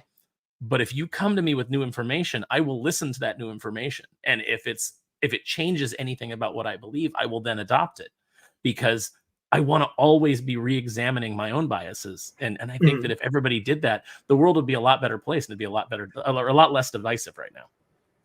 Cal, that says there's a 46-second fan animation of Conan the Cimmerian by Elaine Segun. Watch it. So it's good, MVP? Max, Sorry, I clicked the wrong button. My bad. Mute mouth muting down myself. here that can't talk. Yeah, I'm doing shows over here. Yeah. for the hearing impaired, Max will be. I know, So right? it's good. Would you suggest the 46-second animation? I would definitely do so. Yeah, I would suggest it.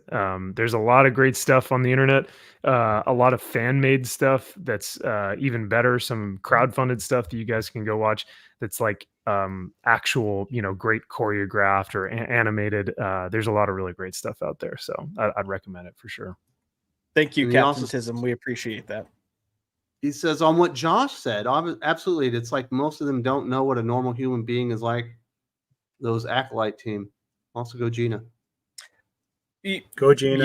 Yeah. I won't hound on this, and we won't get into the acolyte of it all, but I have a client in my day job that is 100% obsessed with Star Wars, loves everything, has even loved most of the new stuff, and she even came out and said Acolyte is a big pile of shit. They don't understand the Force or Jedis.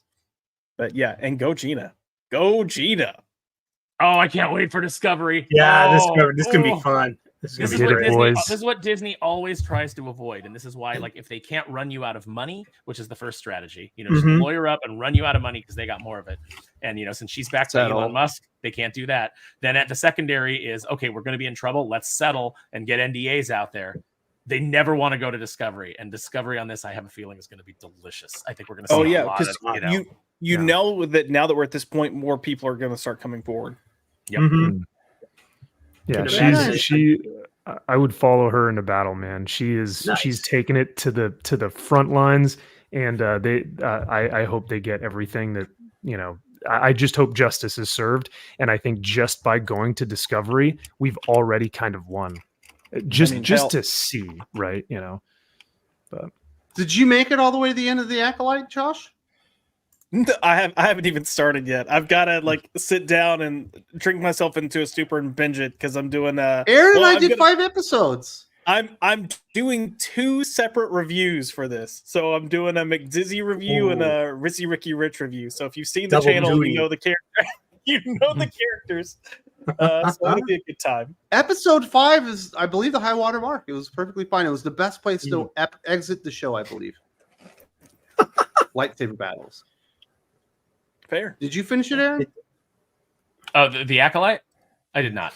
No, we got through that 5th episode, and I read the synopses of what happened in the episodes and just shook my head. But so a really good friend of mine, she's really sharp. She watched the Acolyte, and she said, she goes, I don't only feel like it was one of the worst Star Wars things that I've ever seen, like the worst Star Wars things that I've ever seen. I feel like it was one of the worst television shows that I ever watched. She goes, just as a show itself, even if it was just generic sci-fi show, I would have hated it. Man. So we had your boy Zach in here, but now that we started talking about the Acolyte, I imagine he left. I'm sorry, man. That was totally not Sorry, planned Richard. or any of that stuff, bro. I actually don't want to talk about Star Wars anymore. I've said it like multiple times. But what about the funny books? Well, we got this. We got Drew, aka Dolan. Drew and I will be recording the best of the week after this, and it'll be up later. He says Joshy Poo, which I assume is a pet name. It's very cute. I got the approval to start talking about the comic. It's a go. Feel free to show off the very first page. Let's do this thing critical exclusive. Cool. I guess I'll have to send you the first page. But yeah, I'm editing a book for Drew and a publisher, and it's called Head Shop. And I don't know how much we can say, but I'll start with that. It's called Head Shop. It's going to be a fun, exciting, wild ride. and the artist working on the book based on the preview issue and then the first issue that we've done, he compared it to 100 bullets, 1,000 bullets. Oh shit, I can't even. 100 bullets. So when I 100 hear bullets. head shop, they Head could go in shop. a different directions. It could be selling head cheese. That's a negative. Delicious. It When I could hear be head some shop, type of brothel. No, maybe? head shop is where you get your bongs from and your rolling papers I thought that was Sully is A drug Sully is- paraphernalia shop. and your black in the black light, Led Zeppelin poster with the Do wizard you on smoke there. drugs? I That have reminds it. me. Dude, that reminds me. Sully No. Yule is in the chat. Yeah. There's players. Yeah, I'll see if I can get the page one and shoot it to you. But yeah, it looks like it's gonna be a lot of fun. All right. Well, if you get it over, I'll definitely put it up there, and you can give us some words on it. But we're breaking some news here now. I guess this is a project that you were talking about earlier, Josh. This is one of them. Yes. Ooh, there's more. There's, Why are you being there's so more. evasive? Just come out Because and spill the beans. No, I It's San Diego can't. I Comic can't. Con weekend. This is like a fucking panel. As more happens, I will talk Consider about this it. your whole H. Just let it go. No, if I could, I would. But this is apparently the only one I can talk about, and we literally just got a text from Ivan saying we could reference it. So, yeah. All right. Well, you shoot me that page over, and I'll do my thing. Remember when who was it? Mike Barron, couldn't get the concept of how hard it was for me to actually bring up pages. He was just sending me links instead of the images and shit. Mm-hmm. And I was having to load it into Discord and turning it into a web file and sharing screens. That was fun. Calb says, also, why is there an attempt to turn Tolkien into some kind of monster like Rachel Maddow? That is the weird thing that all of a sudden Tolkien is alt-right propaganda or something, even though it was certainly written before anyone had ever heard of the term or thought of the term alt-right.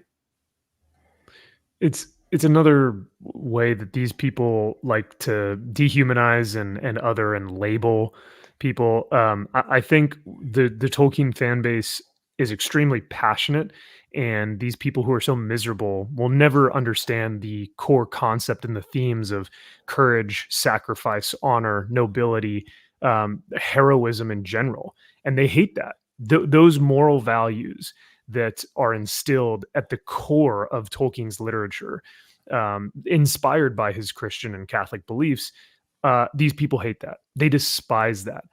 They think that it is inherently patriarchal or oppressive or whatever nonsensical buzzword they want to utilize. And so they're going to try and dehumanize and ostracize people because they like Tolkien, because they're miserable. And that's what we are seeing. Tolkien, I'm very passionate about Tolkien, and seeing this kind of nonsense is laughable because his themes are so much bigger and will last much longer than Rachel Maddow's pathetic excuse for a loser show. So sometimes Sounds like an you just- alt-right dog whistle to me. It is. I mean, let's be real. You boys like to go around saying hail all the time, and we know it's code for you going high. I saw you give Okay. one of those the other day. I was know like, what that's a you're good saying. comic book, if you know what I mean. I don't know that heroism is inherently right wing is the tactic that Yeah. the left wants to take, but I guess that's a strategy. No, Well, also, It's almost kinda all of Tolkien's work there is talking about the destruction of nature. These people don't like climate change. He's kind of talking about it before anybody else, and about how people need to get back to their roots where they're one with nature, and cities, weren't the answer to things, and it made you cut off from the things that made you who you were, type of thing. Maybe they don't get those parts of the story. Well, they don't read these things. Do you Oh. think that Rachel Maddow has ever sat down and actually read The Lord of the Rings? Fuck. Do you think she's ever sat down and read 1984? Do you think she's all of these things that warn about that warn about the situations that we're dealing with now? Because these are themes that have repeated throughout history. We're entering a time where America is falling apart, and that happens to empires. Throughout history, we've seen it happen again and again and again, and this is nothing new. There's nothing new under the sun. But because it's the times that we're living in, we think that this is all new and different. But you can study history, and you can actually avoid a lot of these things if you study history. But we don't like to do that. We like to just think that everybody in the past was just dumb, and we know we've got it all together, even though we're just repeating the same stupid patterns over and over again. Like, look, we're on the verge of of another Holocaust, the way that that people are talking. And I remember just like 20 years ago, it was like never again, never again will we allow this to happen. And look, we're allowing it to happen. Adam Frey says, Doc, Marvel is doing a Dark Phoenix facsimile full run next year. Finally, a monthly X-Men book worth getting. Yeah, I mean, you can do it. I already own it, so I'm not. I mean, I might buy it. I don't know. But yeah, dude, you don't have a complete collection unless you have all the facsimile editions as well, Doc. I know that's your that's run the is problem. Incomplete. Yeah, that's where they're actually trying to get me to give them more money, because they're just doing facsimile editions of fucking everything. Yeah, but at least they're doing like the full stories now. It used to just be an issue. Yeah, it used to be just doing the issue. whole thing. Right now they're doing Secret Wars. But they're going to end up doing the same way that they're doing now on the facsimile editions. They're doing facsimile edition, then variant facsimile edition, then foil facsimile edition, foil variant facsimile edition. Man, you got a long way. Doc said to me, like, and Doc said to me, I got the giant sized all new X-Men 75, and I'm like, oh, this is pretty nice. It's and Doc's like, no way, dude, that was staple bound, and you got a perfect bound. That's not a facsimile. I'm like, it is right. Yeah. Yes, it's not a facsimile because it's not square bound. It's standard stapled. So it's not a facsimile, and until they release a square bound facsimile edition, it's not a facsimile edition. Right, exactly. And also, like, look at like Crisis on Infinite Earths. They're releasing all 12 issues of that at $4.99 a whack. They're gonna get you for $60 for the completest. And then you have those stupid variant covers for the facsimile, and that's once again, that's not a facsimile. I can see the foil cover one. That's cute. I like that. But they're gonna get you for $60 for Crisis again. All right, guys, you're gonna have to keep talking. I'm gonna make these pictures work. Give us a topic, Wes. Well, come on. Lastly, MVP, are you still going to play that Space Marine 2 when it comes out? Unfortunately not. I am not a video gamer. I don't even own a console. So I'm not sure what I would play it on. I mean, I guess I could play it on my computer, but I don't know. Like my PC. I am gonna after this. I'm actually going over to my local games workshop. I'm gonna play a 1,000-point game of Black Templars versus Imperial Guard with a buddy of mine. So that'll be fun. But yeah, I much prefer the tabletop game. I'm not a video gamer, so unfortunately, Callum, I will not. But I've seen like the graphics on it just look absolutely stunning. So I would love to be a gamer, but fortunately, that is not my realm. I stick to comics and miniatures.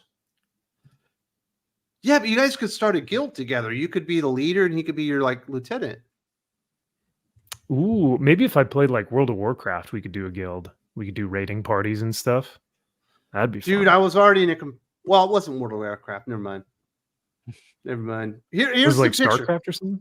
Oh, okay. It was Clash of Clans. Mobile game. Oh, okay. Oh, yeah, I was that's competitive right. Okay. Clash of Clans player. In fact, I made the All-Star team. We went to the finals. We were streamed live on Twitch and YouTube for the finals. Way. I failed my raid and I fucked it all up, and I'm the reason we lost, sort of. But so you I was were like you were the Leroy Jenkins? Nah, I was way better. You like rushed in there like Leroy Jenkins and just nah. Oh, I used to play. So here's the covers. Oh my goodness, I gotta take this down. Oh my gosh. Josh, are you into TNA? I mean, sure, why not? Let's go. Let's make it happen. I can. I've got broad interests, and who doesn't love a little, Broad interest. hey. I'm told Yeah. specifically that you don't have broad interest. It depends. It depends on what's happening. It depends on how much whiskey I've had. But yeah, these are the two covers. These are going to be the two covers for the preview issue. So if you guys are either at Terrificon or Chicago Fan Expo, Ivan will be at Terrificon, and then Dolan Drew is actually writing this, so he's going to be at Chicago Fan Expo. And we've got a 6-page preview before we get the actual issue out into the market. So, yeah, it's going to be a fun femme fatale type story, and I'm going to leave it at that for right now. What's this character's name?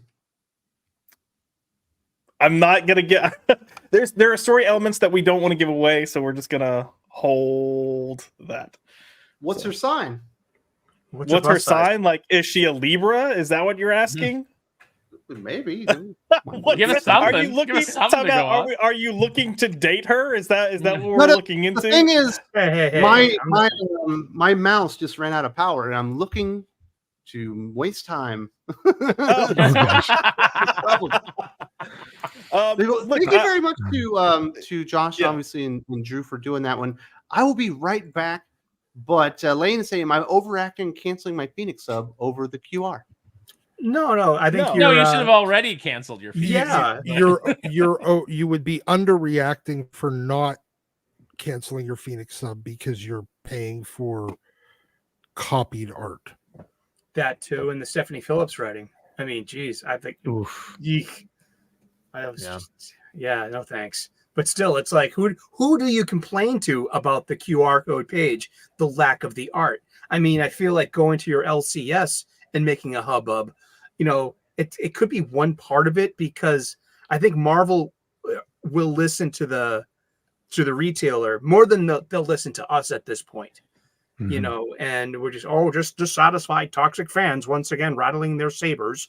No, but if you get some, a couple of your LCSs together being like, guys, what's up with this QR code thing? Like, my customers are complaining. They want to return these. And Yeah, it does seem kind of interesting because what was it last year? We had O'Leary, Ken O'Leary. What was his name? The comic shop owner, the Glenn O'Leary. Glenn. And yeah, up here in Haverhill, Massachusetts. Here, he had that wicked accent, and he's got a was just wicked like, accent. He's wicked Oh, yeah. pisser. He drinks Dunkin's coffee there. he was great, and his channel blew up, and everyone agreed with what he had to say. And I think comic shops, I don't want to say they need to do that stuff more often, but they do need to advocate for their customers, because the comic shops are going to get hurt more than anyone, right? And I think that's the sad part, is we're seeing a lot of these shops die out, but they need to be responding back to Marvel or DC and telling them, I can't sell your trash. I'm sorry, like, I can't, right? Or they need to diversify, or they need to find another way. But it's like, if they also need to look at their inventory and start saying, like, where is most of my income coming from? Is it from variant covers? Is it from incentive variants? Is it from foil covers? Is it from interior variants like Blood Hunt? Like, where is my money coming from? Is it Funko Pops, right? And they need to start giving that data and that information to Marvel and DC, and just comic publishers in general, because I don't know if, like you said, Sully, I think you perfectly encapsulated. These industries don't listen to us as a fan anymore, because we're just man babies who live in our mom's basement. And so why would they listen to us, right? They're trying to review bomb us. Exactly. Would they But look it's at like- the vast amount of product behind you, fellas. Max, that you have spent your hard-earned money on? Why would they look at that and say, maybe this is our customer? Maybe this is our core audience. Not me. All I got's pillows. Yeah.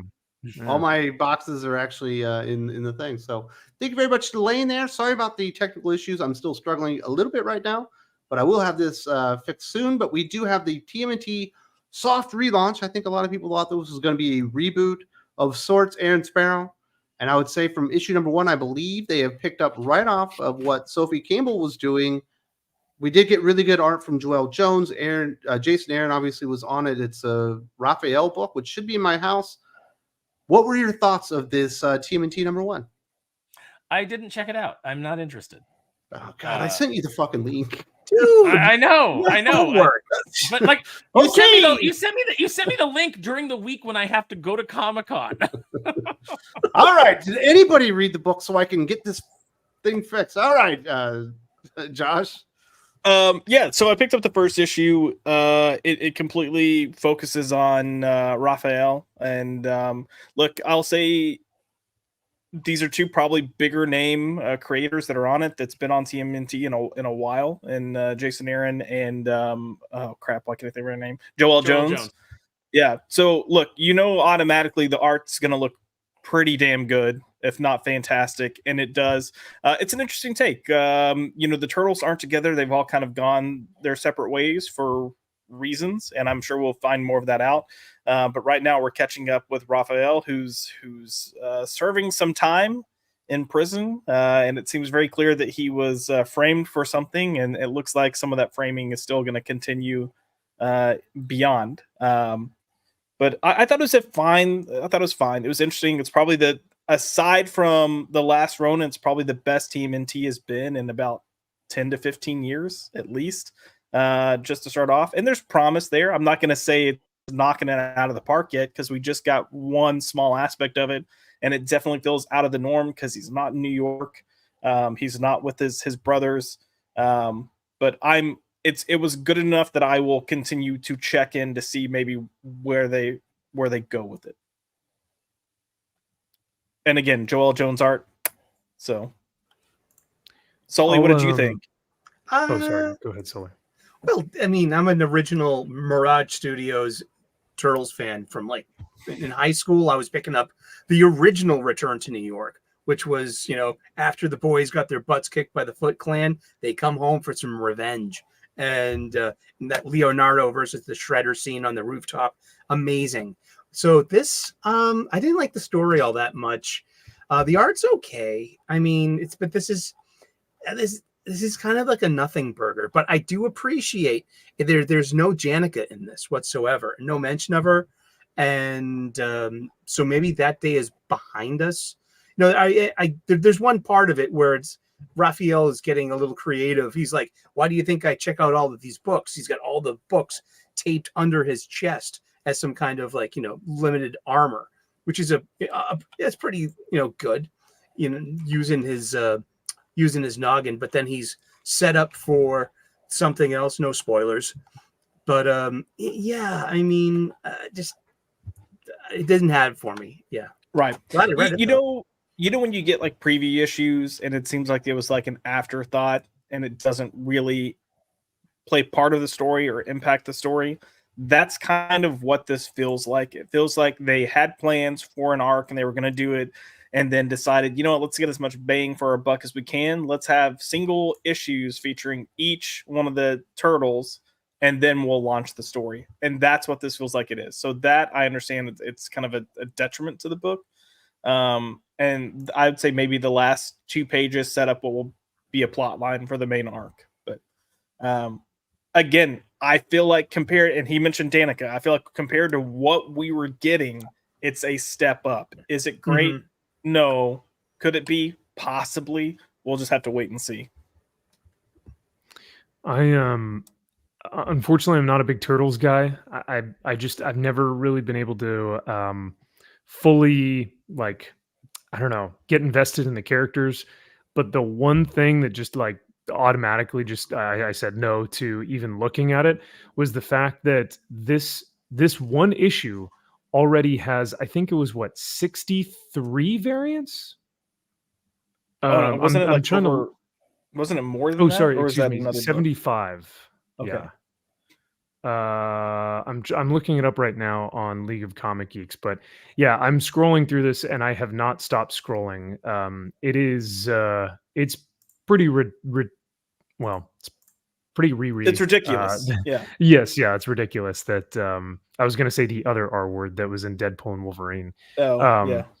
But yeah, no, it's ridiculous. I mean, it's sad that we are at this point where it's that many variants where I'm just I'm still scrolling and I'm like, I haven't even seen the end of this, right?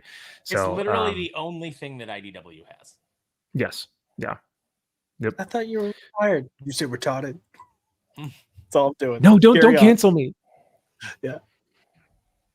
I also, what did he say? He's like, that's pretty ableist. I don't want to be canceled by the woke mob. Wait, what? And What I are was you like, there's talking some- about? he actually We're said talking that. about- yeah, wow.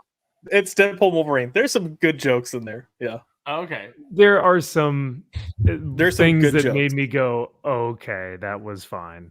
But I did not belly laugh like I did. Like there were some ones in the first one where I belly laughed. Max just needs to watch it with us. That's what it is. But anyways. I mean, he watched Uh, Madam Web You with need some me, more and I think margaritas. It was- before you- And Madam Web was way more enjoyable when we tried watching in Dallas. I That know is Aaron, true. unfortunately, you missed out. So, but Yeah. we all were making fun of it. Anyways, TMNT. Sully, what do you hope to see from this? I would love to see I'd like to see Kevin Eastman show up and do a little bit more art, because that just fuels me up as an old school fan. I just can't. I know it's kind of clunky. It looks a little dated, but still, there's nothing more Turtles than that classic sense of art style. Get back to just some simple Foot versus Turtles stories, Mhm. and the IDW continuity is different than Mirage. Apparently, they're the reincarnation of It's humans. like a mix of 3 different continuities from Mirage.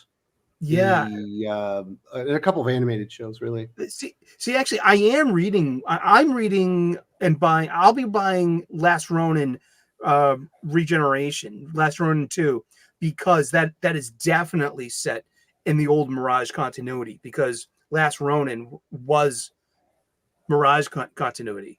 So I have a Turtles book. So it's gonna. I don't know. It's got to be simple. It's gotta be Saturday Morning fun. Adventures is better. It can be. I mean, I tried the Street Fighter 2 versus Turtles, and they had Janica in it. And why does that just pull Hated me it. out? And it I was just thought- kind of lame. This Street Fighters or TMNT versus Street Fighters was such a poorly made book. Like the scripts were Mhm. bad, the art's awful, the sequential storytelling is just you can't even tell what's happening from time to time. Like it's not great. And I really like the Usagi Yojimbo TMNT crossover. I like the Batman crossover with the Turtles. That was fun. I missed the Power Ranger one. I heard that one was a blast, and they have a sequel for that as well. They'll mix Turtles like with any property right now. Like the upcoming Naruto one, and then people are all like, "Oh no, they've race swapped April again," and I'm just like, I know, jeez, huh? Poor April. Or not. Maybe she's. So Is she better now? you didn't like TMNT #1? It was okay. If I'll give it a 5.5 out of 10 because the art was pretty decent. I like the panels The art is very and good. I like the fight scenes, but it's just more of like it's just an issue 1. It's written for the trade, and I can see it now. The Turtles will be hunted by the New York City Police Department. Yay! There we go. There's our inciting incident, and but it's just a part 1 in a trade paperback already. So There we go. Not Thank you. the start I think I was looking forward to, but it's just as depressing as I thought it would be after reading TMNT Alpha. If you guys read that one with Donatello, he's like being forced to fight or something. yeah, he's in a prison too. So I wonder if all 4 boys are suffering incarceration in different places, and then have to do their own Right. breakout. I need to break in here, Aaron Sparrow. I owe you an apology, sir. I feel like I might have raised my voice a little bit there, but I was undergoing stress at the moment trying to figure out my mouse issue and all that stuff. No, I'm you're sorry. absolutely okay. I honestly, but because of Comic-Con, I didn't even see. I the would have second handled trailer it with for that. more grace, but I would have been Mhm. saying, "Fuck me, I sent it the link." on the Well, see, inside. that's the problem. Is while I was at Comic-Con, you get so many messages from people that are like, "Where are you? Can we meet up?" Blah blah blah. You're doing that constantly, and so I wasn't really checking like Twitter because everybody there contacting me either directly through text or through Instagram. So did not do a lot of tweeting. Well, let's hear from some people's Robert Kolb. Doc, what would you have the lineup of your dreams be for an X-Men team? Lineup of my dreams? I have no fucking clue, man. There's been a lot of there's been a lot of great lineups. But I'd like if we could just do 7. like the coolest. All right, let's do 7. Storm, Wolverine, Cable, Morph, Mimic, Psylocke, Asian Psylocke, but still Betsy. Where are we at now? You're at 6. 6. We got one more. And Nightcrawler. I'm torn between Nightcrawler and Colossus, but I'm going to go with Nightcrawler. Magic. I'm going to go with Nightcrawler. That way we get some a teleporter and a more acrobatic guy. Cable kind of handles the powerhouse role. There you go. Nice. That is who's the leader? Is it Storm? It's got to be Storm. Yeah, it's Storm. Yeah. Calb says there's an animated movie of Turtles and Batman. Absolutely. And I hated it. Wasn't Really? it the Adaptation of that first? Yeah, that comic. From Yeah, I Not the didn't good watch the stuff film. Tynan did for DC though. It's a different Oh. thing. Mhm. The Tynan stuff was actually pretty damn cool. Yeah, I did So not. I we did not like probably- that movie at all. We have a couple of minutes here. We can do this. We did get the return of MIllarworld. I was very honored to have Mark Millar on the channel. He came in for an interview. Somebody told me it felt less like an interview and more like people just talking about what they like and stuff, which Mhm. I feel good about because I do think I was able to get some information out of him, cover some topics that maybe weren't just softballs or whatever, but we were still able to have a cordial conversation and have a good time. And we did get Nemesis Rogues Gallery #1 this week from Dark Horse. First book out there. Me personally, I like it. You'll be talking about it during the best of the week. Josh, yay or nay on Nemesis Rogues Gallery? What were your thoughts? I'm all yay on this. Like right now, I think Millar is kind of in a can't really do much wrong, and he's delivering and he's delivering fun books executed well with good art, good writing, where you want to by the end of the issue you're ready for the next issue, and I can't say that about a lot of books right now. So big I thought big the yay on eyes this. on Nemesis from the artist were terrifying. He did a really good yeah. job. Absolutely. And I love Nemesis. He's just such a little prick, but it's fun and brutal. Yeah, no, I mean, out of every look, the 5, well, no, I guess the 4 things that I've read, because I flipped back through X-Men just to try to remember what that mess was. And then I read Nyx, Phoenix, TMNT, and this. That's what I've gotten to so far this week. And this is definitely the breath of fresh air out of all of That's that. definitely the highlight of those 5. Oh, 100%. Sully, did you make it to your comic shop? Did we got a copy of Nemesis Rogues Gallery in that paper bag?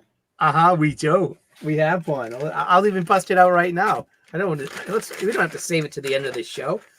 They gifted me with the 1 in 10 variant cover because they know I love that kind of stuff. So I'm wicked happy about that. And I mean, what a fun issue! I'd like because you finally have a irredeemable bad guy that like he's got no hope of being anything but a heartless murderer, and he's going to do it in very creative, over-the-top ways. There was just one scene where he's literally eating someone's face, and it's just because he's paralyzed. And so part of like him getting out of it is that he gets an extraction team, and he's literally he bit someone's face off, and it's gross, it's nasty. Great work. Seriously, great art. It's a bloody good issue. It is bloody good. I love what you say about the eyes too, because you're spot on there because he is completely psychotic, and you can see it just by looking at him. And it's a sign of a good fun. artist because you needed that because essentially nothing else on the character was going to be able to express anything. Right, yeah, and The way that he's wrapped. it's just fun. Yeah, I'm looking forward to what's next because I loved Nemesis Reloaded. I mean, that was I actually spaced on the first Nemesis mini with Steve McNiven, so I can always go back and pick it up. But the one with Jorge Jimenez, just oh my gosh, that was just real fun. And you're rooting for the bad guy, and you know, I mean, geez, my favorite Star Wars character is Palpatine. I like a really good bad guy because that's what that's going to make your hero, really super heroic. So yeah, Sparrow, you've been having a hard time finding really good books to get you in the comic book shop every week. Is Nemesis Rogues Gallery going to be one of those books? Yeah, it definitely is. I will definitely pick that up this week. Like I said, I like almost all of what Mark Millar has done. There's a couple books that I'm less enthusiastic about. But I like the Millar world, and I kind of like the energy that he brings, and I like his attitude about comics in general. So I will definitely pick that up. My other recommendations for this week, are we doing that now, or are we just talking Millar world? No, we're talking about Nemesis Rogues Gallery. Okay, yeah, no, I am excited for it. I'll be picking that up today because right after I get out of here, I'm going to the shop. Very nice. Doc, did you get to read Nemesis Rogues Gallery? No, I did not. Right.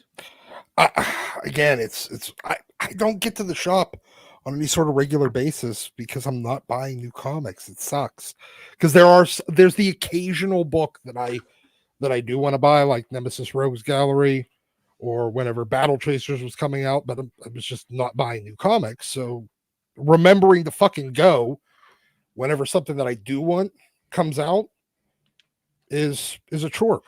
This is the industry you created. This is why you are a potentially awesome digital reader, Doc. You don't even have to remember to go to the store. Except for I'm not reading on a fucking tablet or my phone. You can do your computer. You can do anything. Nope. The computer is literally the exact. It's 90-degree aspect ratio away from what it's supposed to be. What am I supposed to do? Open it and then turn my fucking laptop sideways? Throw it on your smart TV. You can throw a comic book up there. And then you just have the bezels. And then turn my TV 90 degrees. No. Black bars never hurt nobody. Well, apparently it hurt the television industry enough that they switched to widescreen. There you go. Last up, MVP. Did you get to read it? I know you checked it out. Oh, absolutely. Come on. It's right here. It looks great. That's not the 1 in 10 variant cover, though. It's not. I'm not as cool as Sully, unfortunately. But no, I think Mark is absolutely changing the game. He is one of the true classics that's still in the industry that he doesn't need to be, and yet he's still producing fantastic work. He could be chilling with a robe and a cigar and a thing of scotch and just enjoying the rest of his life, but he continues to write comics because he loves what he's doing, and he's damn good at it. And this is no different. I will echo Sully's sentiments and say that I really had a fun time with Nemesis Reloaded. And this is the best, if not one of the best villains in comics, hands down. He is just completely ruthless, irredeemable, but also has this sense of badass, nature to him. And he's got charisma, which is very odd. He knows how to speak to people. And it's like the guy that you love to hate. And Millar writes him beautifully.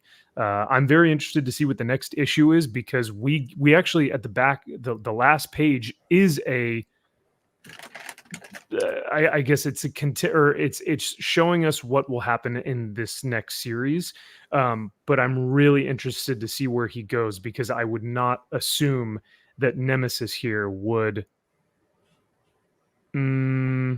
look for something like that. That's all I'll say because I don't want to spoil it. I would highly encourage people to read it, but I was not anticipating that Nemesis needed that at the end of the book. But sure enough, maybe that. Well, unlike Sully, I'm not rooting for Nemesis. I still think he's the bad guy. I don't want him to win. He's awful. He got his face off. Yeah. That was terrible. I loved it. Yeah. Hannibal Lecter of him. Yeah, he's definitely Yeah. the bad guy, but I'd be Yeah. lying if I said I didn't want to see what terrible shit he's gonna do. Yeah, it's You know? true. I mean, Yeah. look, you get Jerry Duggan. He's about to do West Coast Avengers, and what's the first story arc that they're bragging about? We're gonna redeem a villain. We're gonna redeem Ultron. Like, enough with redeeming supervillains. We need over-the-top bad guys to You can't root redeem against. Skynet. Yeah, you know? Yeah, you do have a redeemed Ultron. His name's Vision. May I ask why did Mark say anything about why they're imprinting it through Dark Horse now instead of Image? Better deal. His deal was up with Image, and he went out there Oh. and negotiated with Dark Horse. Okay. He decided money. I I just- don't think yeah. it was all that much to it. I didn't ask for like every detail, but that we didn't talk about that in the interview. But I talked to him about it like before that. I know there's a lot of speculation, like Netflix made him do it because they printed some of their comics through there. But if Oh. that was the case, he never mentioned anything like that to me. Oh, okay. Huh. And Jose the Beast says Doc is just excited for Nyx and Uncanny X-Men. Totally. Oh yeah, totally. Uncanny X-Men is probably going to end up being the best book, Doc. You're going to be I- singing I- the praises I- of Gail Simone. I know, right? I mean, that's where we're You're going gonna. to pick up 007? I am not going to pick up 007, but yeah, I mean, look, that's gonna end up being the best book. And that's kind of nuts. You know, it really is. It's I did there was no way I would think that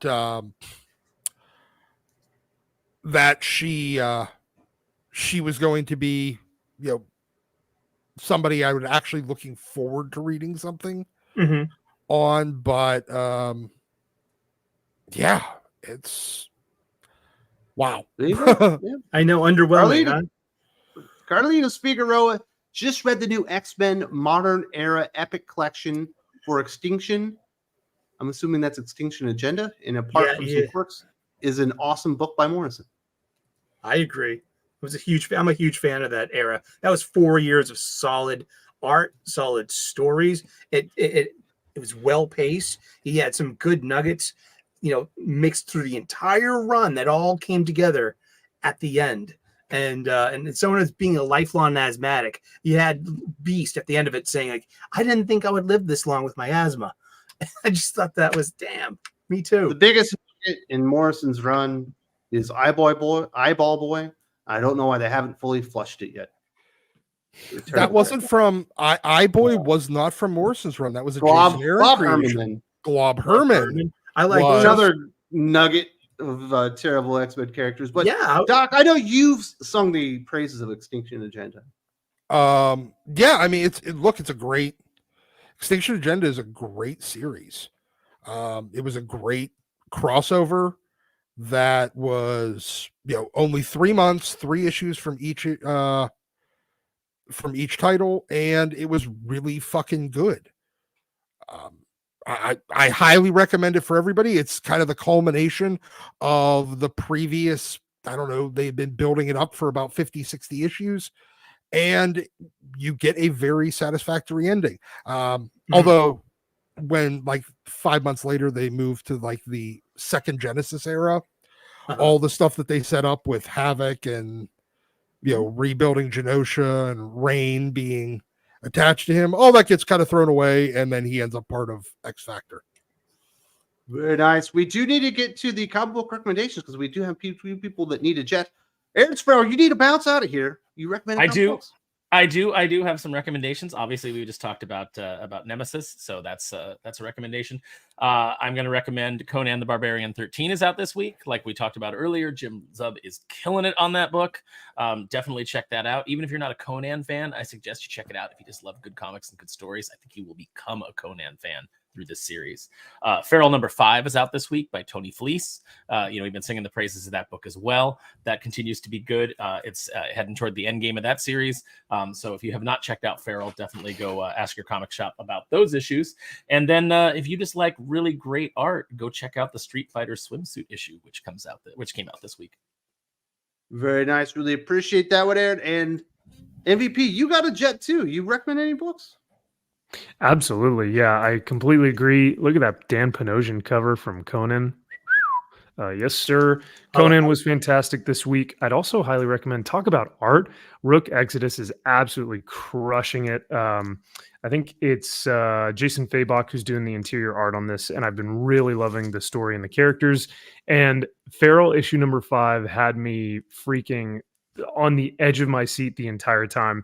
By far the best issue so far in the series. Issue 5 knocked it out of the park and is like by far and away, like I said, the top one so far out of the book. It just hits all the story beats and just keeps you engaged. So, but yeah, and then of course Nemesis. So very rare that I actually had 4 books this week to recommend. So yeah. Very nice. Thank you, Appreciate chat. that, I got to bounce. So Appreciate check you guys. these out and be on the lookout for them. Bye, Josh, are you recommending books? Yeah, Aaron. I mean, some of these are going to be kind of repeats, but I'm going to, well, let me put it this way. I've been enjoying these. I've got to read some books, but these are the books I'm excited to read from this past week. It's going to be Conan, Feral, Rook Exodus, I think, came out this past week too, correct? Yes. Okay, yeah, so get Rook Exodus. Sacrificers, I've still been enjoying. It has some ups and downs, but overall still solid. And something that we haven't mentioned that I've been liking is Local Man. I think it's probably the best thing Tim Seeley's ever done aside from Grayson, which you know, may or may not say something, but I've really enjoyed that book. I've enjoyed it. And then I know Wes will roll his eyes, but I did pick up Nice House by the Sea to see what that brings. No. So is that like the sequel to Nice House on a Lake? I guess so. We'll see. We'll Yes. find out. I got 4 pages in. Find out. So did they just move the house, or is it just a separate nice house, but it's in a different place? Well, what It's a Wes has read sequel with 4 a similar pages, so yeah. I'm surprised they didn't call it Nice House by the Lake, Nice House by the Sea, number 1. You're on to something, Wes. We need to make the Cool. change. Nice house by the pond. Yeah, Nice that'll house be by the next one. river. Nice House Nice by the house road. nice Nice house by house. the moat. All Nice right, house so by are the you recommending stream. any books? Yes, I'm 5 for 5 this week, man. I got a nice bag of funny books that I pick up from my local comic book shop every Wednesday. And what do we got?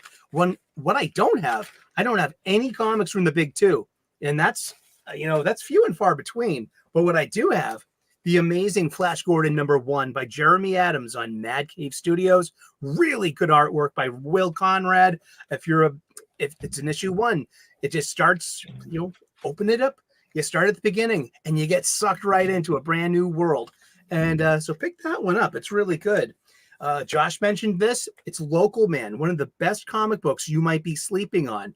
It's a lot of fun. But what the best part for me personally, reading this as a floppy, is it's a flip book. And that you flip it over and you have a flashback scene set in the glory days of Image Comics, and the way ago when everyone was younger and everyone had big shoulder pads and showed a lot of skin. And then we go to the now where everything's changed a bit. He can't legally use his name anymore because it's a trademark, and hilarity and hijinks ensue. It's a great book. We got Rook Exodus #4, one of the best books out there. Love this book. And I want more, please. We got Sacrificers #10. This continues to be an excellent book. And the art, the story, it just makes you want more.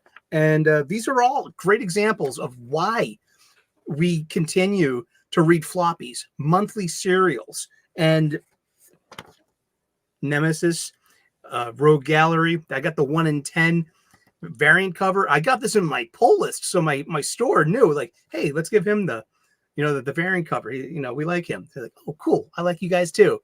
So that's really nice. Like I said, this is just graphic, grotesque, over the top, overkill, and there's going to be a lot more of it coming soon. And I think that Millar also has another Nemesis book coming out after this one as well. And those are my picks of the week. And thank you so very much, Wes, for having me on. Thank you. Doc, you got any recommendations? Yes. Let's see. I have a few things for this week. and we're gonna get this is gonna be interesting. So first of all, you know what? I generally don't pay retail for fucking toys, but these Wolverine, toy like 2-packs that they've been doing. I already had the Joe Fixit and Wolverine with them both from the cover of Wolverine number 10. And then this from, with Lady Mandarin and Wolverine in Madripoor and everything. This one's fucking dope. The only one that I don't want the Lilandra and Brood Wolverine, but I do want still want to get the Wolverine and Sabretooth where it's Logan and Sabretooth.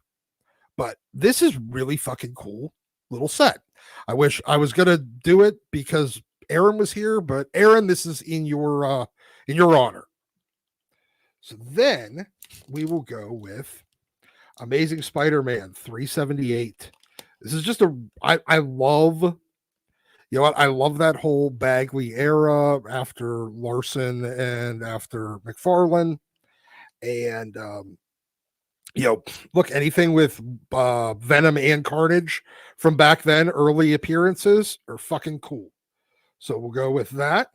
Then, since Deadpool and Wolverine are out this week, we will do Deadpool Core. I feel like I recommended this one relatively recently, but if you didn't pick it up, I'm going to recommend you do, but maybe wait a little bit until the hype on the movie. If you missed it already, if you haven't went out and bought one, I'd say put this one on your wait list and then buy it when the hype starts dying back down again.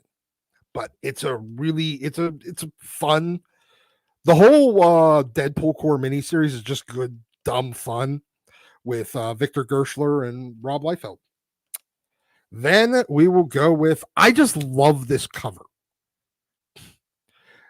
Secret Wars, for as good or bad as it was, and some people hate it because it was just a crass way to sell action figures.